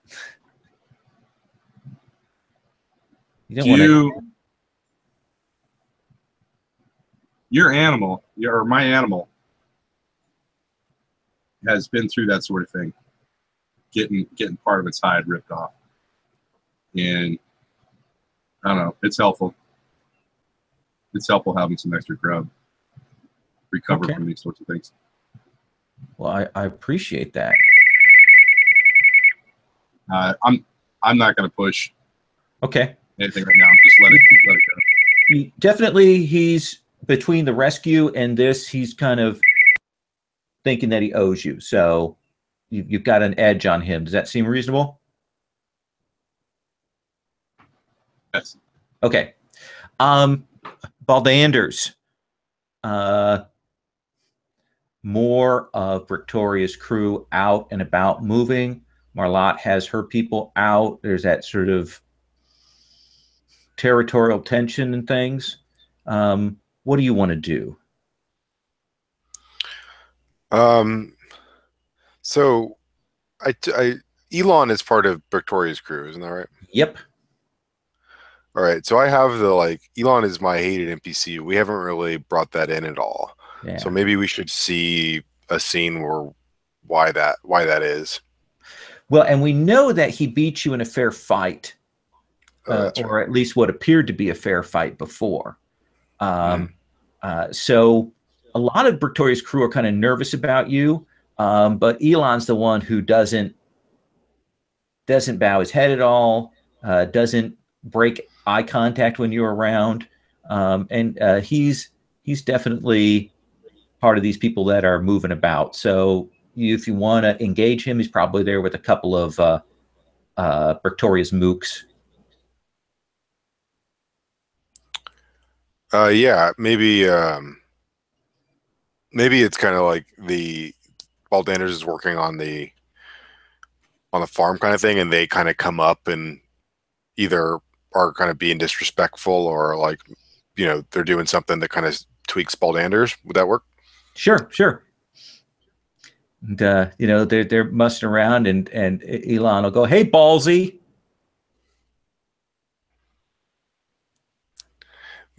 Baldanders are kind of like turn and look, and I think that they would be kind of like, you know, they'd be stepping on something that he just like plowed or whatever. Like, you know, they'd be like messing up the work that he had just done. So I think he would kind of get up, you know, off of his knees and like drop this, you know, leave the spade over there and kind of start walking towards the group and just kind of be like, "What are you doing here? You know, you're walking all over my work." Oh, is this your work? It looked like a pile of shit to me. Funny, that's what you look like to me. Oh, clever retort. Nice.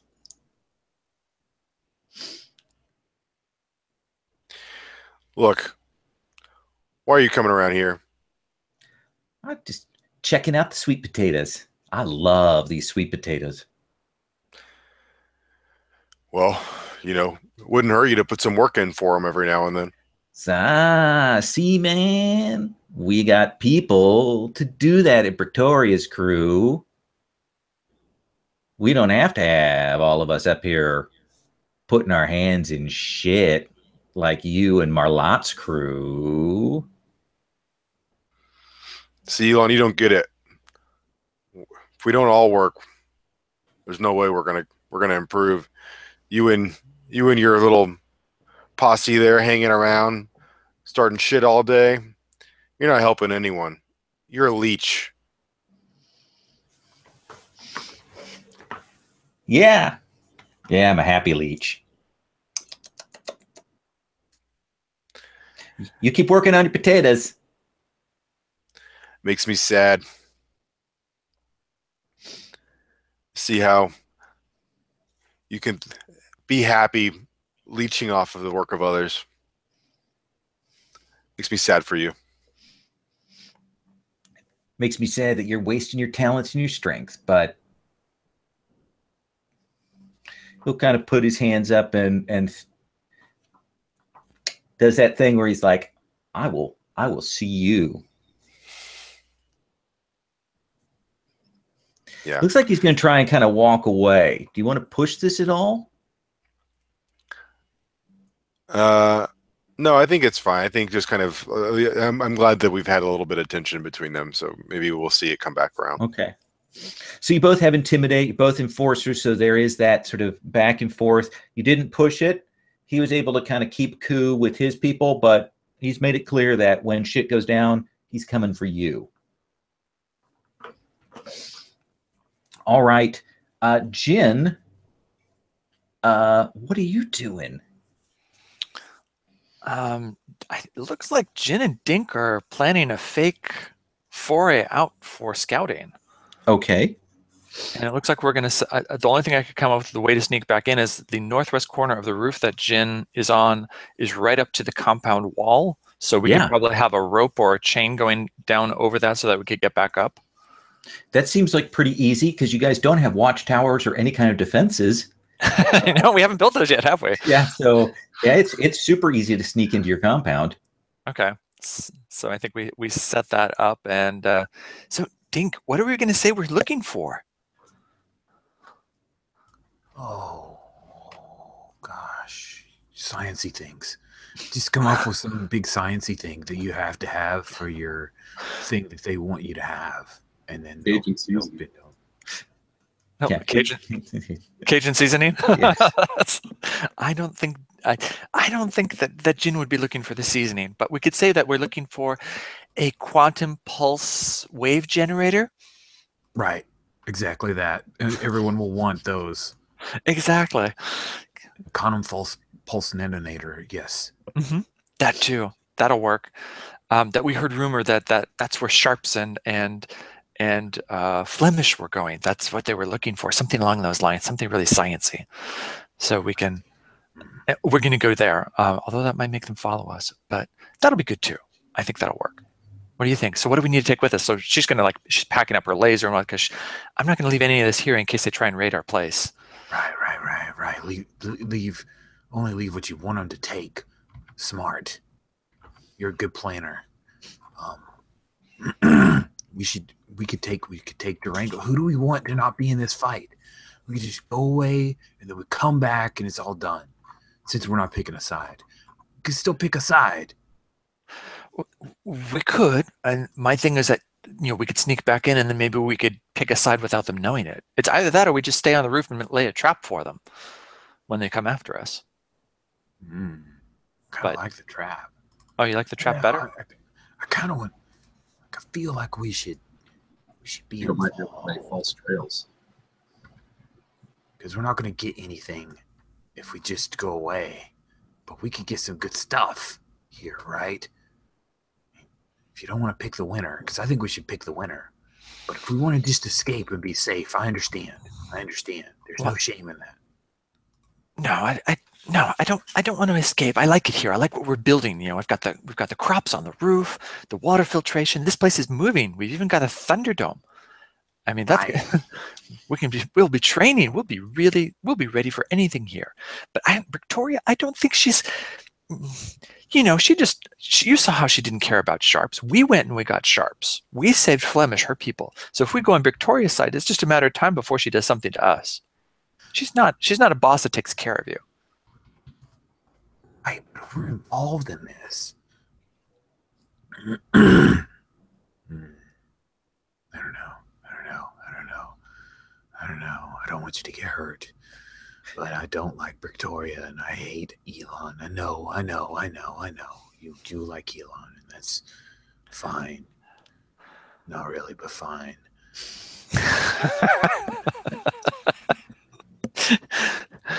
So what's more important, being safe or being involved in how the arc goes, right? Because if we leave, then all you are is the person who left and they're not going to listen to you. They might take your stuff.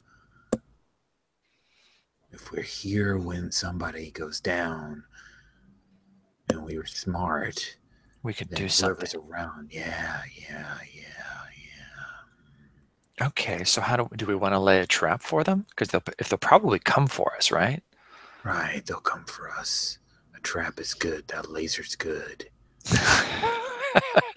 Yeah, the laser shown in Act 1 must be used in Act 3. Yes, it's Chekhov's laser. Exactly. So, yeah. Do you want to win? Do you want Victoria to win? No, I think I want Marla to win. I think Marla has been better for us and better with us. She's been fair.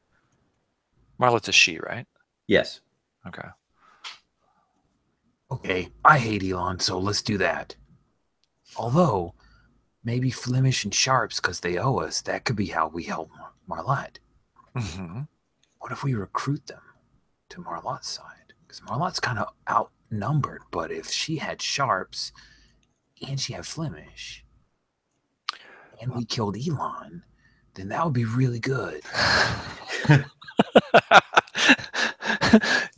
Jin is going to try and distract Dink from Elon and his hatred of Elon. Okay. Let's say, I like the idea of getting Flemish on our side. I think that because especially you were the one that was critical in saving her. So we. I couldn't even gotten to Flemish without you.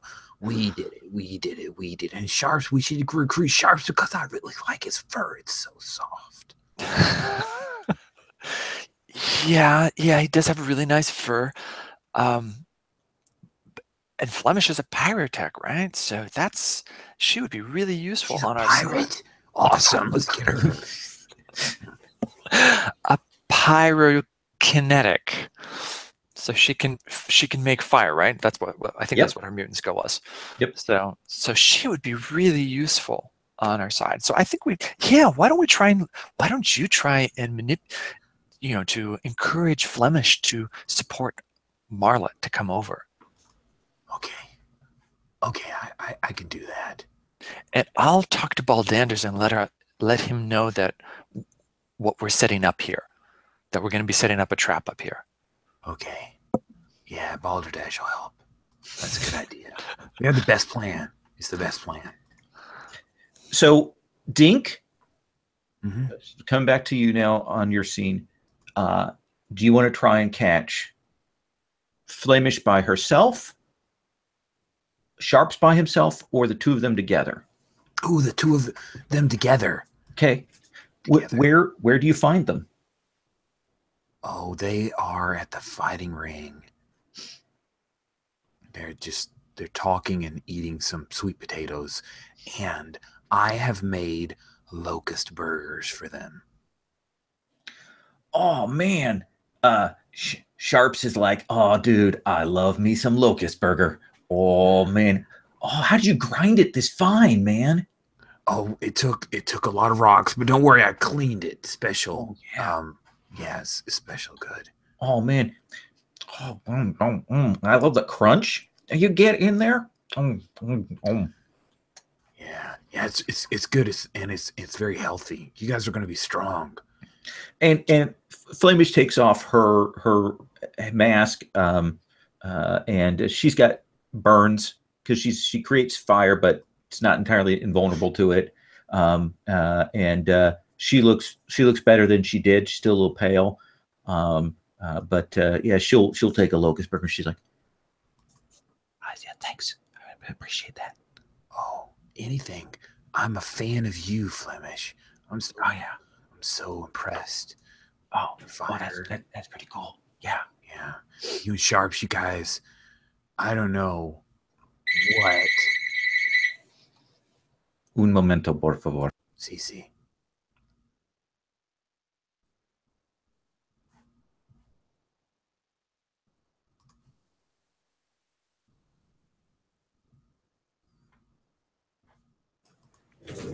Yeah, that's cool. And Flemish says, I heard that you sewed me up, man. I heard that happened. I didn't touch any bits you didn't want touched. Don't worry. You looked good. That thing. Victoria, I don't know how she gets along. Nobody respects you too. Victoria's always talking about Elon. She never talks about the two of you. And I know she depends on you guys so much. She knew she was in trouble when you guys were gone. I'm glad I saved you. Me and Jen, that we saved you. I'm glad we brought you back. It's not fair. It's not fair at all that you don't get the respect you deserve. That's true. That is kind of true. You guys, man, you did do me a solid. I heard later on that she could cut me off.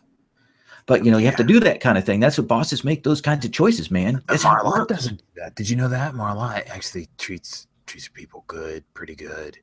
And think about I reach up to like Sharp's ear. I just kind of rub the tip of his ear. He likes that. Doesn't want to like it. Yeah, I know. I'm just crazy enough to do it. I just think it's a shame that Victoria is going to take more power, and you guys will never get anything for it. It's not fair. Oh man. I mean, we're neutral, right? We're smart. I don't think you should be neutral. Marla would love you guys so hard. A lot hard, better than Victoria. She loves you soft, not at all. I'm going to have you manipulate. Okay. I'm going to give you an extra die for your position. Should I throw that into skills? Skill? Yeah. Into what? Into skill. Yeah. Okay. Cool. Just making sure. Yeah, just because you did them both a solid. All right. I'm using up my solid right now. Okay. And I don't have any gear. Whoa, what did I just do? I hit a weird button and everything came up. Oh, I think I hit F12. Hold on. Yep, okay. Wow, that's the scariest thing ever. No gear. I don't have a manipulation helmet. Got a 4 in empathy. Can you use grub as gear? Oh no, is there anything I could spend to what do you have anything that you want to offer them bribe wise? I have grub. have a dirty coverall, but then I'm naked, so no. I was going to say, shot. well, you said you brought locust burgers, so I was thinking, well, that sounds like you gave them grub. Yeah, but I kind of. Well, yeah. I'll mark off my grub and say that. Is that cool? Yeah. How much grub are you giving them? I'll give them 2 grub. Okay. 1 each. Get a grub each. I'll give you a die for that. That's a gesture. Right. And throw that into skills again. The skills. Okay. All right. Yep. So 3 skills, 4 in base, and nothing in gear. Here we go. It's 1 success. Okay. How many would I reroll if I push it? If you push it, you'd be re-rolling 5 of those dice. Re-rolling. Come on. And I only get 1. Like I only get more. The 1's locked in, right? The 1 is so you've got the 1 success and the 1 damage. So you've got a chance for more successes or more damage. You're only rolling the stuff that wasn't a success or damage. So you don't get less successes by pushing it. All right. Absolutely. Oh, 2 damage. Ouch. Oh, it hurts so bad, but it's good. So that will, it takes you a while. This is a long back and forth. Mm-hmm. It's a lot of ear rubbing. Yeah. And 1 success would have gotten you 1 of them, but so they will say at the end, what do you want us to do? What should we do? Dink. Oh, okay. Well, Jen has the final word, but she asked me to make sure you guys would help out with Marlotte because Victoria wants her dead. So, yeah, if you can stay with Victoria, and then when it's time to move, you guys flip with us. We'll fight with Marlotte, and on Marlotte's side, and you fight on our side, and then we've got her outnumbered, and we kill Elon, and it's the best thing ever. Okay, we got your back. You guys are great. Do you like to have your ear rubbed, Flemish? Because I'll do that thing. No. Okay, it's fine. It's okay. Now, I respect your privacy. Okay. Is that 2 doubt that I take? Yeah. I'm almost doubted out. I'm so tired. Sorry for that long scene. Sorry, guys. No, it's a good bit there.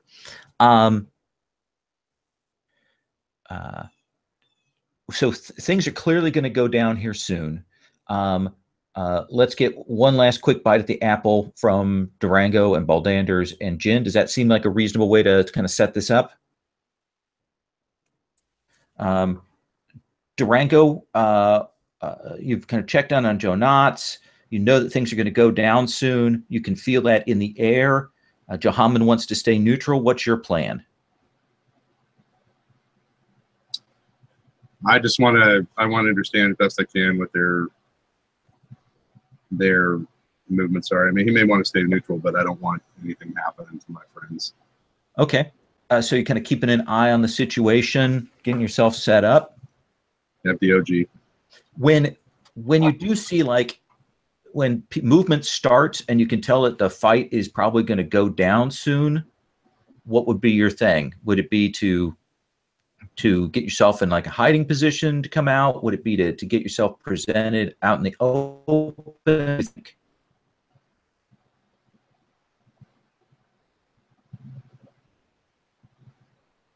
Well, yeah. You fuzzed out. I don't know if it was my system or yours. Oh, okay.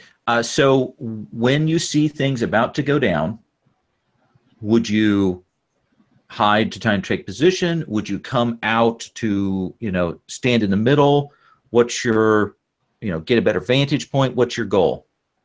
Vantage point from hidden. That's why I want to know where all the bolt holes are, the new area that I'm in.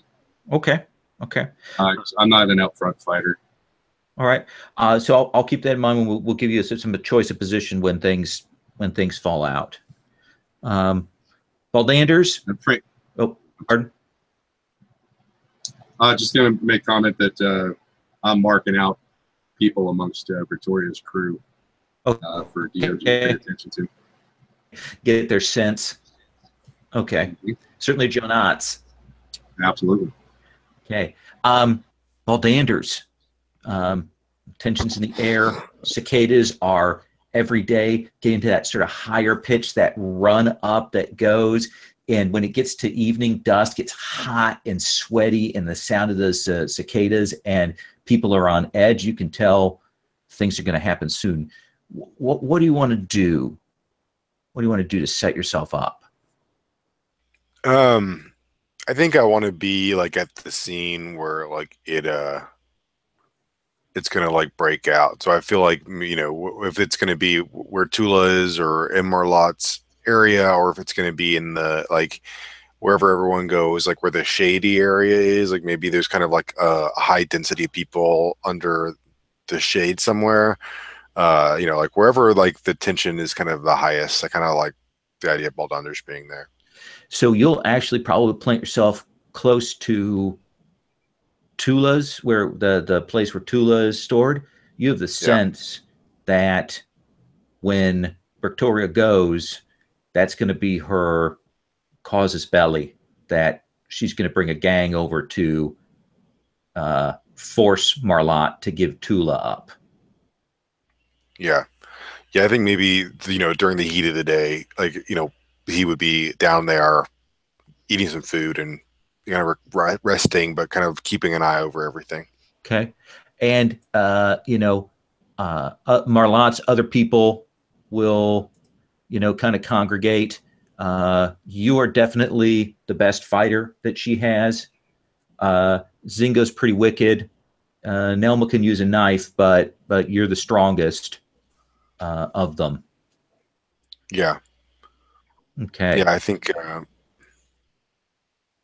that they, you know, I mean, I think that there's kind of like a little bit of a camaraderie, you know, there, like, you know, they're a couple of them come and check in with me, you know, and kind of, but it's just kind of a little just like bantery. Passing around some booze that they got, gin, that drink, and the cringe when you drink it, because it burns going down. That feels good, but man, the taste is something fierce. Yeah, and we keep it in like old gas cans. Oh yeah, so kind of like yeah, pour it in. You know, that's how you flavor age it. That's what Yeah. Zingo says. Yeah, I hear that they put it in barrels, but if you put it in the cans and you shake it up for a while, they get shiny. Yeah. It burns extra good. Oh yeah, just don't light a match near it. unless you're using it as a weapon. Gin.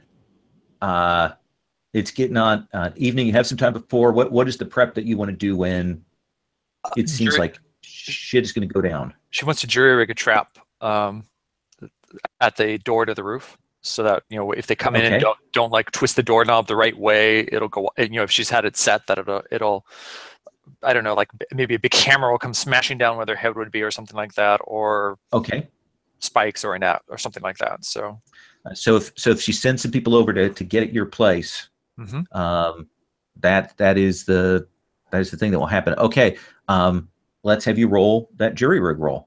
Okay, so jury rig I get with +2, but my wits are down because I'm a little confused from being up all night. So yep. Okay, so you want to use the nail gun? Get a die. Oh yeah, definitely. But that's reduced also. So that's a 1d6 because it was damage. It doesn't work as well. The stat I said is down to a. What did I say it was down to? Sorry. My wits are down to a 3. The jury rig will be a 5. Oops, I didn't like that. What did I do wrong?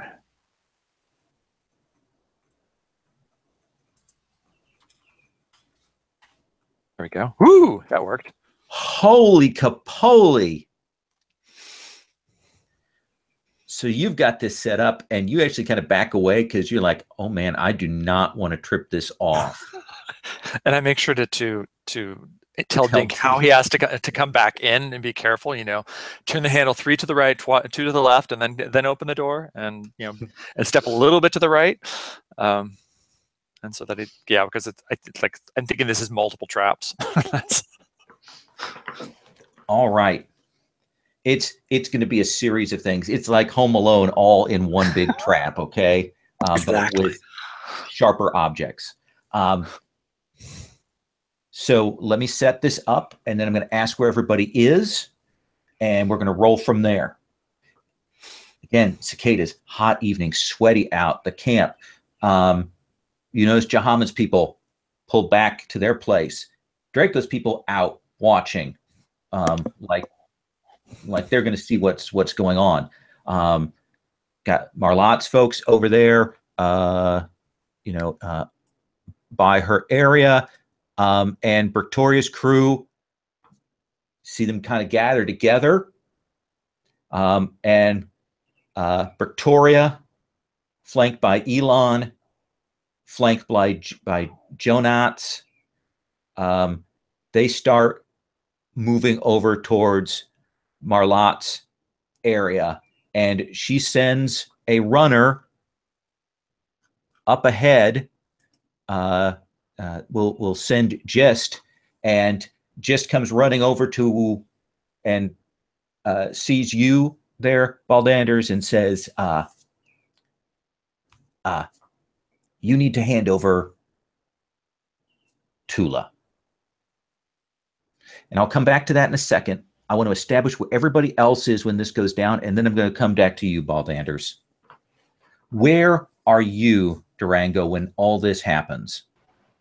All right, let me reconfirm. A group came out. So there's a group. Imagine that we've got Victoria, her enforcers, her other people, and they are marching over towards Marlotte's area. But a runner went out ahead of them. Yep, runner ran across to speak to Baldanders. Okay. So it looks like they want to intimidate and force something. All right. So where are you? Over closer to Marlotte's area. Okay. I'm just hiding out one of the bolt holes that I found. Okay. So I'm going to there's a dumpster down the south of Marlotte's area. It's a good place to kind of come around and be positioned so you can keep an eye and move out from there. Does that sound okay? Sounds great. Okay. What about you, Dink? Where are you? Jin.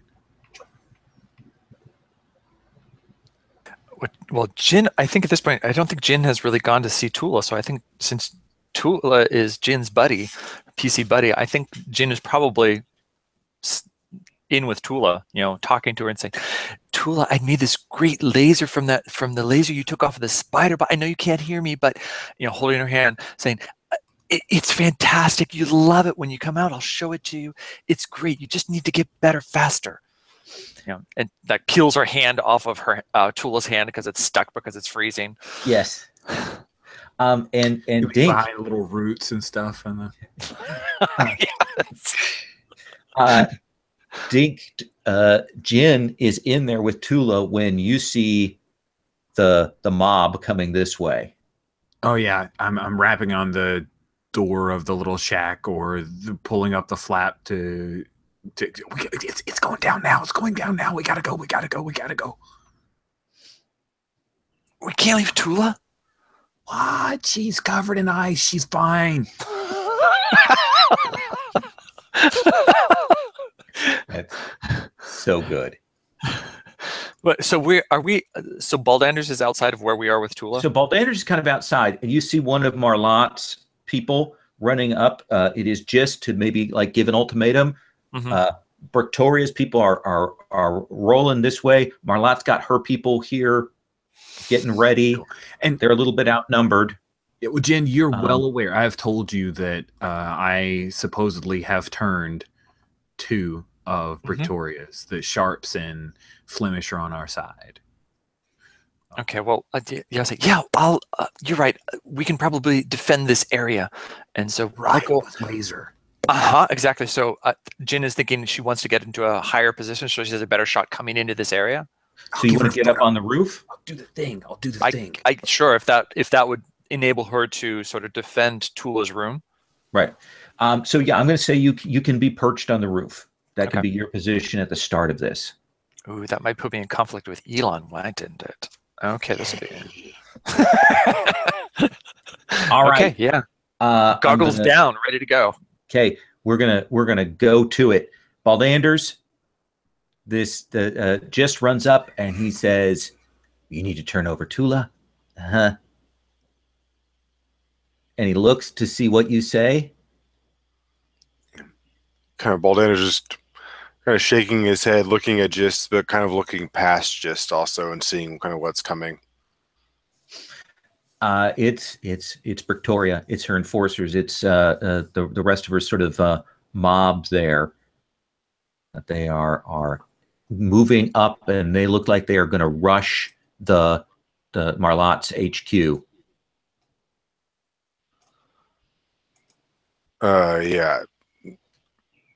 So I think, if anything, Baldanders would kind of see the threat and kind of see Gist here in front of him and kind of like, burrow his brow and kind of say, "Trouble's coming," kind of announce it backwards, but kind of like try to pick Gist up by the scruff of the shirt and kind of start walking out towards Victoria to kind of throw Gist on the ground and kind of have the scene be right outside. Yeah, so you move it a little bit away from Marlotte's door and kind of start in the middle. The other of Marlotte's people who are with you, they get up and they move with you. That's that kind of wave that gangs of New York coming at each other there. So I think that we're actually going to go to initiative. Which means that you roll a d6 and you add what is the dexterity stat in this? Agility. Agility. So you add your agility, just a d6 plus your agility, and you tell me your scores. And I will pull up that. Let's do that for that. I'm dumb. Hold on, let me re-roll. And I got the lowest roll I could, so this is not.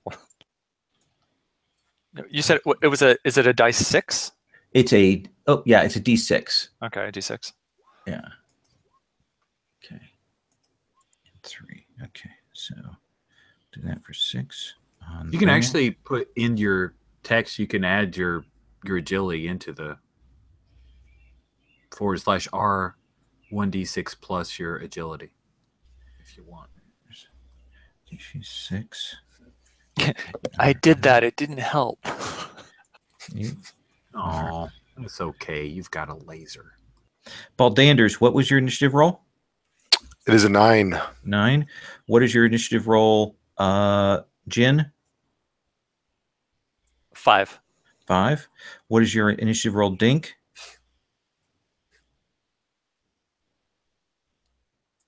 Looks like Sorry. It is a 6. 6. And what is your initiative roll, Durango? 7. 7. Okay. Now, one of the things you can do with extra successes in combat is boost your initiative up by a couple of degrees. And Baldanders, you have first go. You are first. When things break out, knives, scrap pistols, clubs, bicycle chains, what do?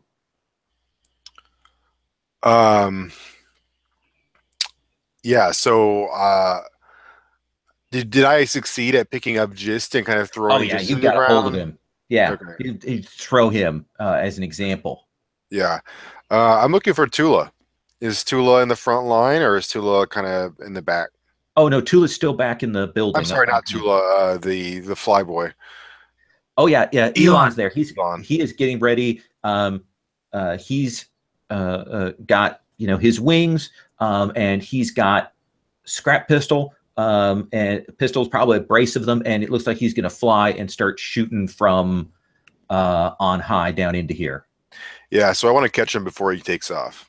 Okay, let's have you make that fight roll. Yeah.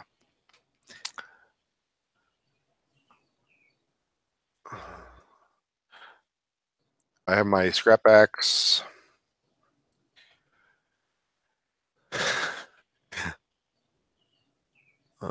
What?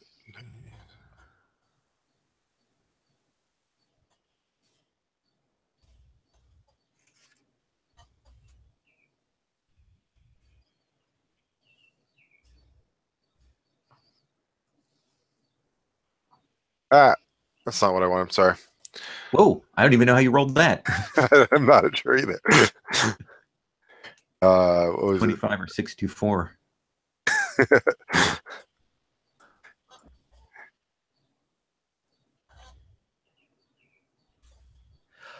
Holy cow.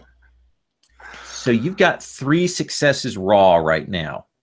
Yeah. So 1 success to hit him, and you can spend that extra successes if you want to, for example, do extra damage. Yeah.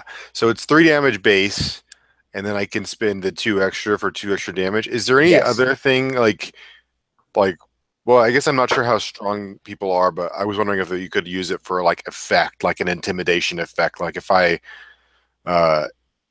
do have some rollover, maybe it's just like that's so showy in the way that I knock him down that everyone kind of around me is a bit more timid to approach me or timid to advance, something like that.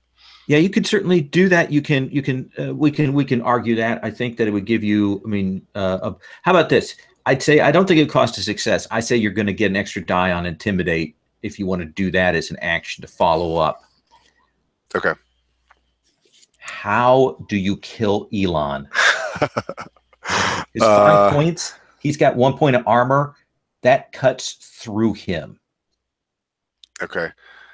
Yeah, I mean, I think it's been long coming. I mean, I kind of, we don't have this scene, but I kind of imagine Elon, be kind of betraying, Baldaner's on a mission and then beating him in a fair fight when I asked for kind of like, the like recompense, or I asked him to own up for his kind of previous abandonment. And then like, we kind of see this disrespect he has. So I think Baldaner's has some kind of unbridled fury that he's glad that there's finally this opportunity to bring out.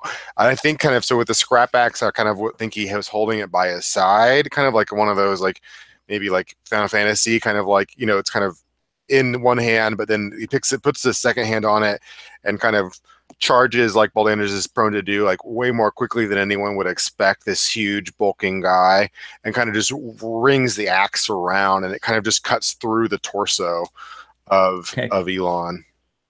Yeah, you bury the hatchet and lift him up, and he's light because his mutation makes him lighter. So you probably, with that axe on the upswing, fling him like 20 feet across, and a spray of blood goes across Victoria's people in that sort of instant as Marlotte's people make contact. So the skirmishing is starting up in that.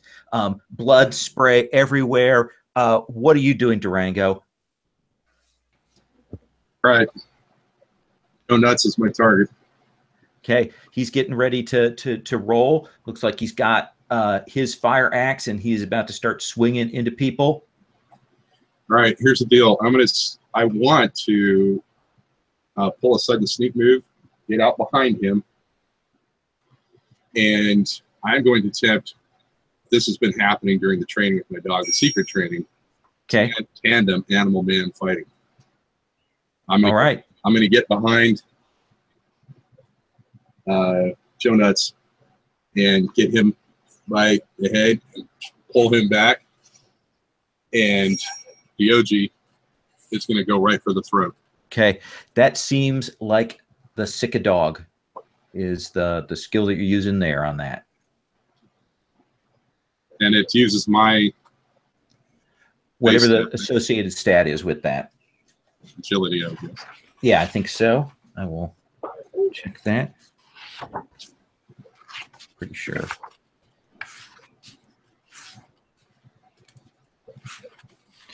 Yes, that's agility. Okay. And so do I need to sneak up on it? Was there a pre-thing or? No, we said position. So, I mean, that's the fiction is that's why you're going first and can get up on him here in the middle of this fight, even though there's lots of people around. So you get the edge, so he doesn't see you coming. All right. So when I get him back and whisper loudly in his ear, "This is the animal you beat, disregarded," as he's flying right at his throat. Perfect. Roll sick a dog.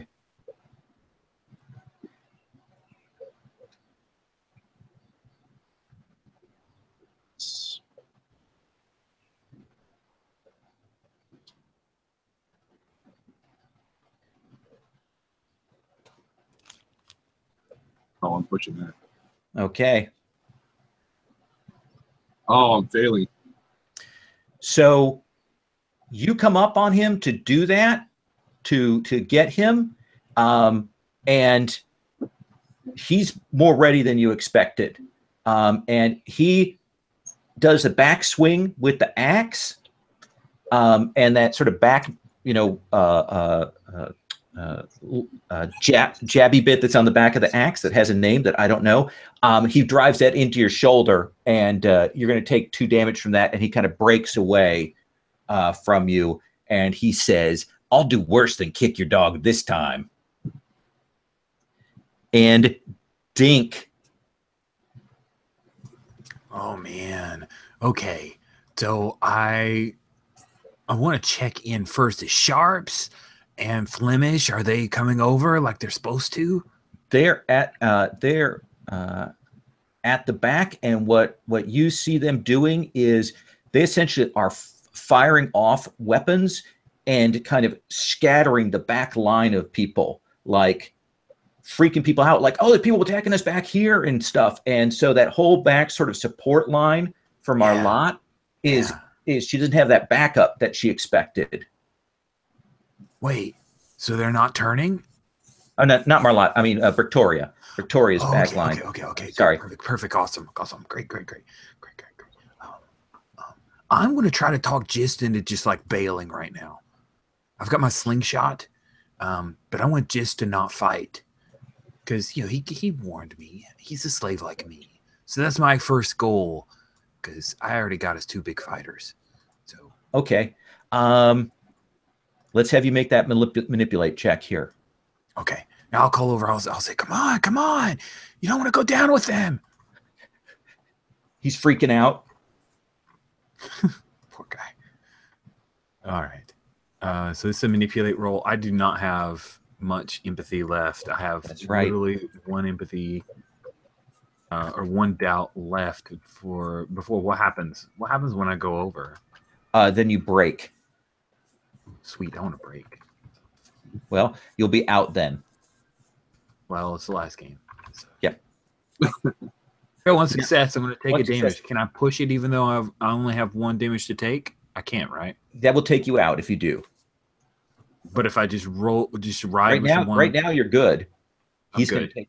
All you need is a success. So he cheeses it. He runs. Cheese it, mister. Okay. And he will take off. Just vanishes into the night somewhere else in the camp. Probably going to go hide in a septic pit or whatever until all this blows over. Nobody will come there for you there. I told him that a lot of times. Jin, what do you want to do? So Victoria's here, right? Yeah, she's out. She's out on the grounds in the middle of this. It's scrap pistols and swords and mutant powers. There are flames, flashes, flares, all of that going on. And she's kind of got her attention occupied by Baldanders, who just absolutely killed Elon with 1 hit. Your pal. Yeah, I know. Oh, Elon! Wasn't my fault. It's all Victoria. It's all Victoria's fault. And so she like sets the crosshairs, picture the image of Jin looking through the crosshairs. So she got that little target on Victoria's head, and she's going to take a shot with the laser. Let's have you roll. Victoria doesn't get a defense roll because she is occupied-o right now. So it looks like I got a 2. So you got 2 successes there right now. Mm-hmm. Do you want to stick with that, or do you want to push it? And so if I leave it as is the laser damaged? Not at all. Okay, then I'll leave it as is. Okay, so that does. What's the base damage I said on that? 3. 3. And I assume you want to put the other thing into damage. Yes, definitely. Okay, so that will hit, and she has some armor, and it definitely cuts into her, and she's looking around and sees where you're at, and she'll hear her scream, "Kill the gearhead!" and points over at you. And Jin is going to blow her a kiss and say, "You're welcome to try, dearie."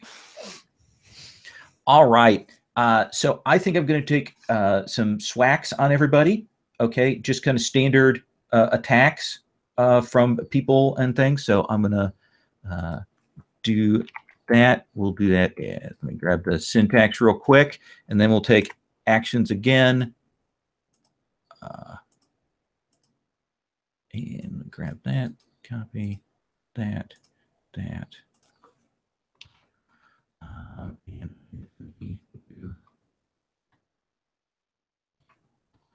these are essentially the people that can get to you. So this is on you first, Baldanders. Essentially, this is representing the people that come at you.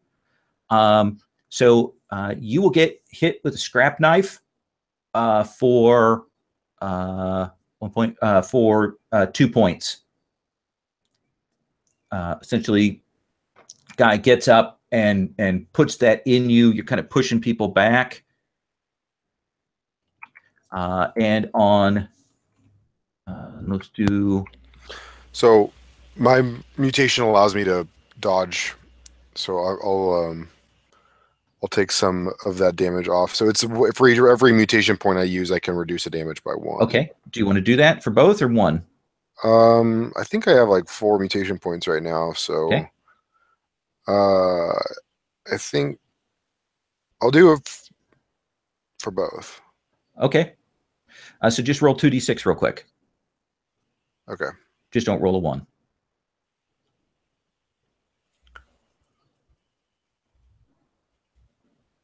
Oh, you're fine. You're fine. So yeah, you'll dodge out of the way as these guys are kind of pouring onto you. And on you, Dink, guy gets up and hits you across the face with a bicycle chain for a point of damage. Ow. Okay, comes right across, kind of tears into your goggles when he smashes you with that. Oh, man. And on you back there, a couple of stray shots coming your way, Jin. And you're actually going to take 2 points of damage. So can I turn on my bark skin? Yes, absolutely. And does that work the same way, or does it just take 1? Each point you want to reduce it by costs you 1 mutation point. I'll do 2 then. Okay. So I have to roll 2d6? Yep. Guys! Oh my god, I called it. Okay. So roll me 1d6 because you can only go wild once. Are you sure? Maybe I just explode. We'll see. I did actually call that before it showed up on That was crazy that you called that. Roll20 was listening. Yeah. Is that a 6? Mm-hmm. Okay. Mutation gets supercharged. You get back the MP you spent, and you can immediately, in the same turn, activate the same mutation against the same target. So when they're like bullets come flying at you, you don't spend any mutation points. What does it look like when your bark skin goes nuts and all of these bullets are absorbed by this? Are they absorbed, or are they like ricocheting off? With, you tell me. What does it look like? I want to say that they ricochet off with like these dramatic sparks, like sort of like blue sparks everywhere. They're firing scrap pistols. It's like the OK Corral. They're opening up with scrap pistols on you and goes flying everywhere. And that will freak people out because they've never seen that happen before. Okay. Gonna get 1 shot on you, Durango. This is from your pal. Right. Okay. So he's going to hit you with the axe for 3 points. Okay. Okay. I wanted to see if I could influence him. I got his attention on me, and obviously, right. And I want it more focused on me. In fact, I want to RP this. That's a lot of damage. Okay. I wanted to let him get in close to me. So he's pissed off and he's forgetting about something. All right, I'm going to actually come back to you because what I want to do, because we're running at time, I want to get like a final scene narration from each of you for your victory in this, because you've got the back lines of Victoria's thing messed up. Her frontline people are concentrating on Jin and not doing anything, while Danders is in the middle of them, and Dink's up there, and you've got her other big enforcer locked up there, Durango. So, Baldanders, what do we see from you? What happens? What's the big scene we see from you taking charge in the middle here? Yeah, so I think we see, like, a little bit of a melee scuffle, like someone moving in with a knife, and Baldander's kind of knocking that person out of the way, like preternaturally quickly, and kind of looking across and seeing Brechtoria, and there being like a few people in the way, but kind of charging through to get over to her. Okay, and so I assume you hit her with the axe and kind of send her backwards. What's the sort of critical hit that you do to her? You don't kill her, but what do you do? Yeah, I think that, I'm not trying to not kill her. I think that the axe kind of swings in like pretty like, just like, like an overhead blow after I blow through her kind of minions. And she kind of gets like, whatever her weapon is up in the way just enough to kind of deflect it. So it comes into her like shoulder, but doesn't go in that deep, but enough that she's kind of left, like with like one hand kind of on the wound, and that arm's kind of hanging a bit limp.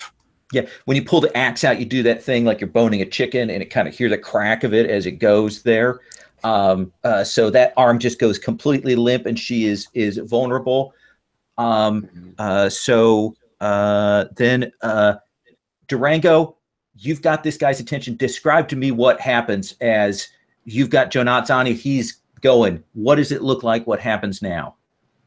Okay, so when he lays into me, I purposely let him get in closer to me, and I get my hands. This dude's big. If I can't take him out, he's going to finish. Okay.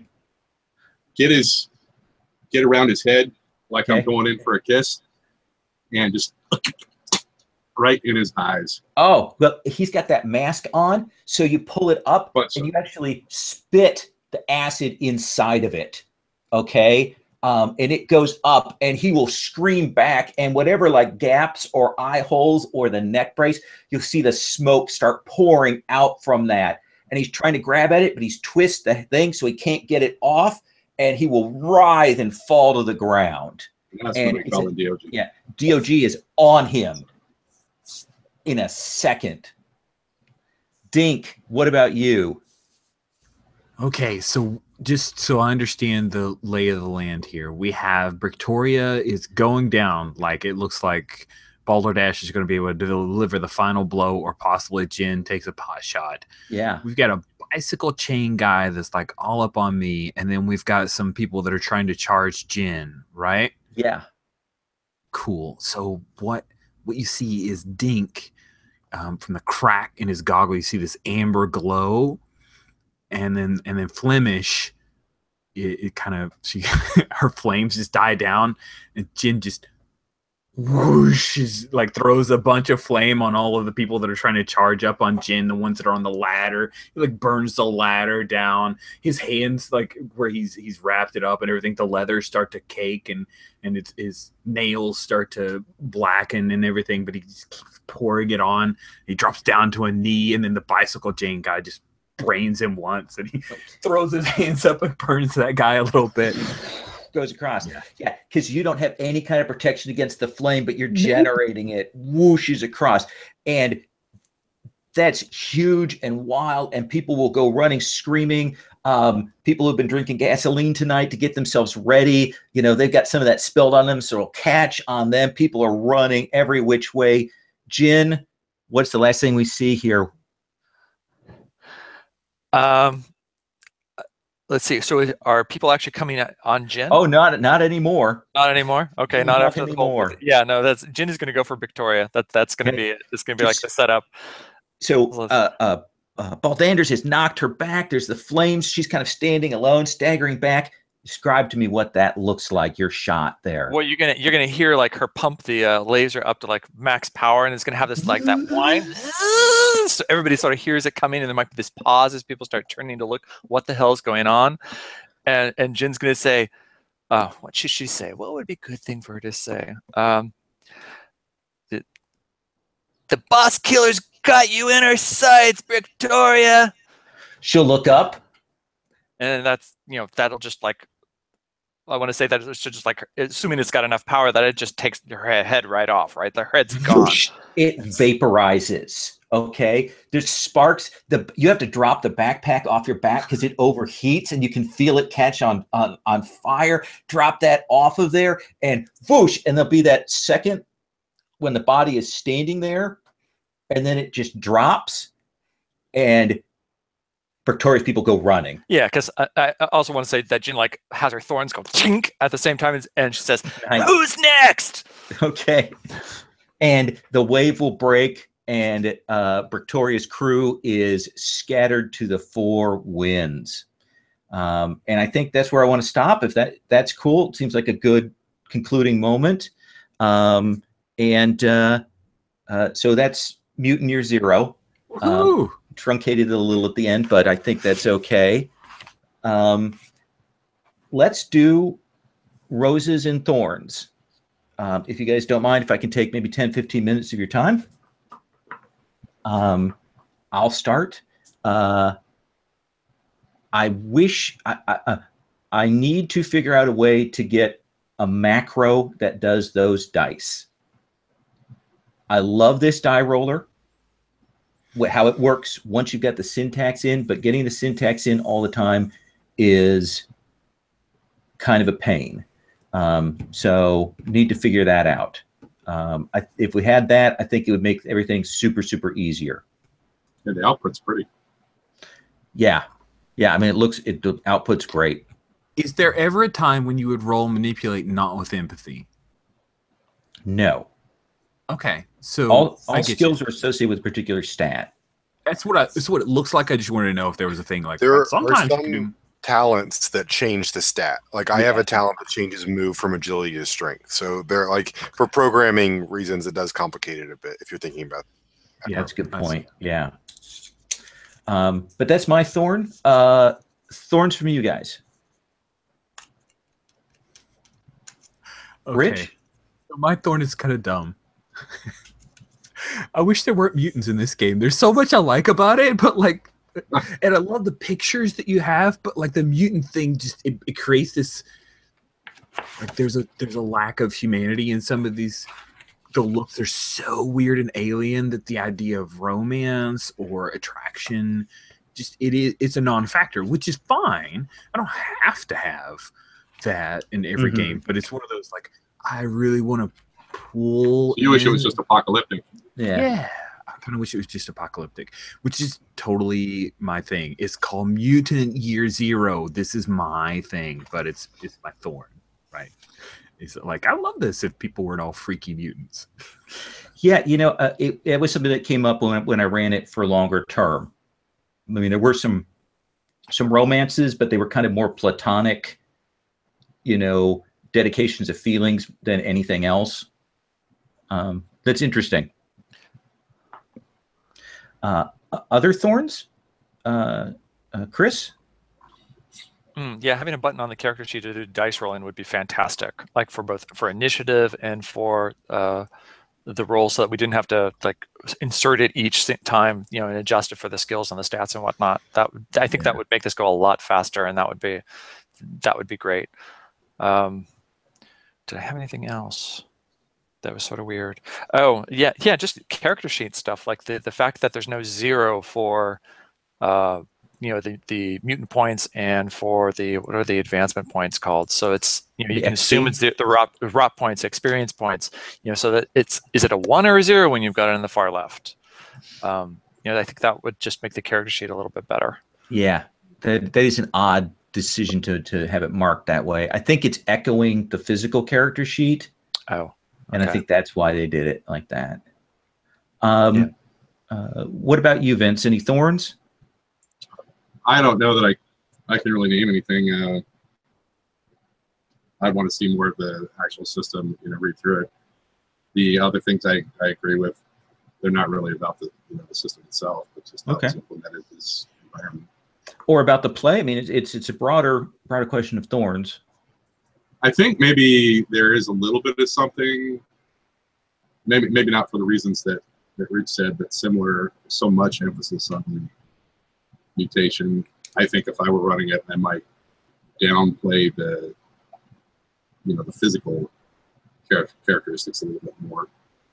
It's almost, with the types that they have, it's almost superhero-y a little bit with the mutations, as opposed to subtle things. Right.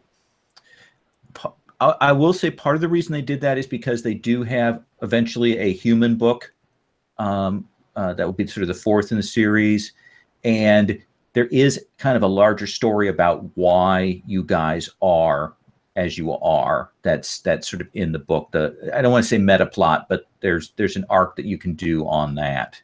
So they have a human book. Eventually, I've seen the one with the animals. Was it Gen Lab? Yeah. That's like all the way, right? Yeah, they're mutated. They're uplifted animals, and it's a very different game in terms of what you actually do at the table. Right. Yeah, the one I just investigated and hopping on is the Mechatron.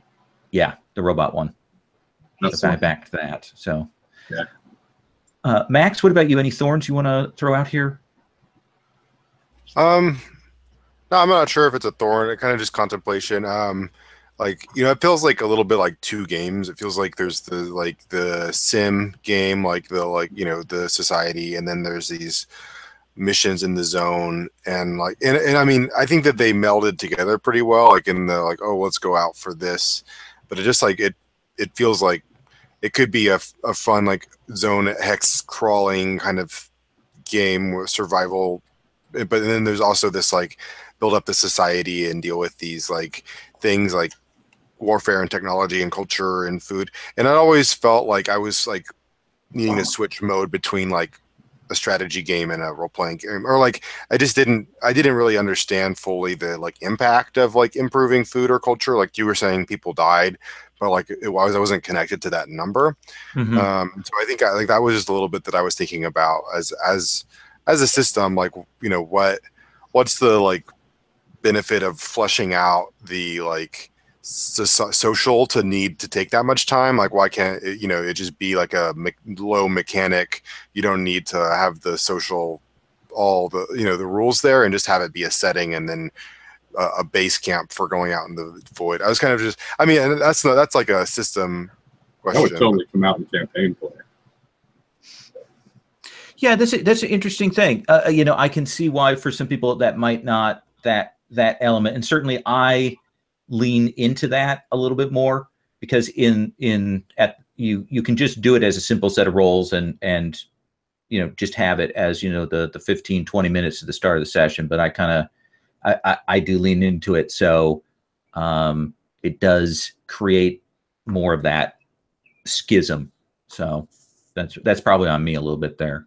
I mean, I think it was fun. I was just kind of thinking about the system and wondering about that. I will say for me, that's an element I like, and certainly for my players face to face, it was something that they bought into more than maybe even they did the hex crawls, but they like the other part at the camp better. Roses. So I do love the world that you guys built. I love, we got interesting NPCs, we got interesting relations. I love having the map of the place. I love what we built. I would gladly go back to it, because I dug it very much. So that'd be my thorn is I love what you guys came up with the good ear and how everything ended up coming out. I like the relationship stuff. I'm glad we got that to play out as much as we did, especially here in this final session. We got some resolution on some of those things there. Other roses, anybody, anything? I like the characters. I've really enjoyed Balderdash and Jin. I miss Tula. I wish Oh, that's another thorn. Darn it, River! I wish you could Yeah. have been with us. But it was neat. It was a neat mix of characters. I like DOG and Durango, so it was neat. I enjoyed that we had kind of a general working thing, even though a lot of scenes were broken up. That there seemed to be a general, like, yeah, we're kind of on each other's side more or less. I like that. Yeah, good play, good sharing play from all of you guys. Other roses? Anybody? I like that campaign stuff that you did. Well, I think it was the right amount. I think you definitely see more of the depth of it if you're playing through a campaign. But I think that stuff's fun. Yeah, it's definitely a long-term thing. And I actually debated about, because we were doing a 4-shot, about having it in there, but I wanted it so that I would show you guys what those tools look like. I think that was important. Yeah, I wanted a taste of the system as much as telling a story, so I was really appreciative that we played the game full out. Mm-hmm. Other roses? Max, Chris? Yeah. Go ahead, Chris. No, I was gonna just say, I guess it sort of reminds me of Gamma World, maybe, with like the flowering of different mutant talents at random, which is sort of random fun. So I like that, and I didn't think the having the images showing how grotesque we were. I could see how that might be emotionally putting it off, but I guess I could also, if we leaned into it, it could turn into culturally redefining what beauty is, maybe, or what's considered attractive. And so that can be an interesting play on the game. If you decide for your character what is an attractive counterpart for your character or whatnot. Yeah, I will say what tied into that. When Rich picked the picture for his friend, what is her name? That's with burnt face girl. Ariel. So that was pretty. Right away, I think that was the first image we got was that. So Rich set the bar. Is that what you're saying? Yes. Wait a second. Take a look. She does not have wings. She just looks kind of melty faced. Okay, fair enough. Fine. I take it. I own it. It's my fault. Sorry. No, it's good. I mean, yeah, it is a neat image. And then Max. Yeah, I mean, I really enjoyed some of the scene sharing that you had, especially like out in the zone. Like when I think one of the fight against that big monster at the hospital was a really memorable scene for me, and like the sharing of like, let's set a trap, and then kind of that wasn't my idea, but then I was still able to set the scene and so that was, I think, a really fun scene for me, and so I think that I also like the world a lot. I like the weird post-apocalyptic Florida image that just kind of came into my mind, and I think playing with all the characters was great. I think missing the first session, Waldanders did feel like a little bit disconnected. I felt like I didn't have as many plot connections with the other characters. But I think that even with that, we were able to still flush him out through, and I think that was done a lot of times through those early game scenes, and I like the connection with the NPCs. So yeah, I mean, I had a lot of fun. I think it was great, and just to echoing what everyone's saying, I do think that kind of system would do really well for a long-term campaign where you do have mechanics to negotiate how the society kind of builds, because I've played longer campaigns where you're just winging it, and the lack of the mechanic there kind of makes it feel really just random. But I can see that that mechanic would be really rewarding for a longer campaign. So yeah, a lot of positive stuff. Thanks for running it. Yeah, it was nice to play with you for the first time, Max. I really appreciate you coming in. And Chris, Rich, Vince, always a pleasure to play with superstars. So it's good. Speaking of superstars, your yes. voices were on point. I love some of these new voices, new characters. I hadn't seen you play. This is great. Really good. I love games with lots of NPCs. So that's my favorite thing. So I love games where you play lots of NPCs. Trick is remembering which voice goes to which person. So that is the tough part. Though I have been using some of the voices. Didn't use them today, but some of the voices that Rich taught me at Origins, I've been trying to do. So the Gravity Falls ones in particular. Awesome. All right. Well, thank you guys very much. I'm going to go ahead and stop the broadcast. I appreciate you playing. I'll post all these up this coming week, and they'll go into the Gauntlet hall of excitement for people to come and check out. All right.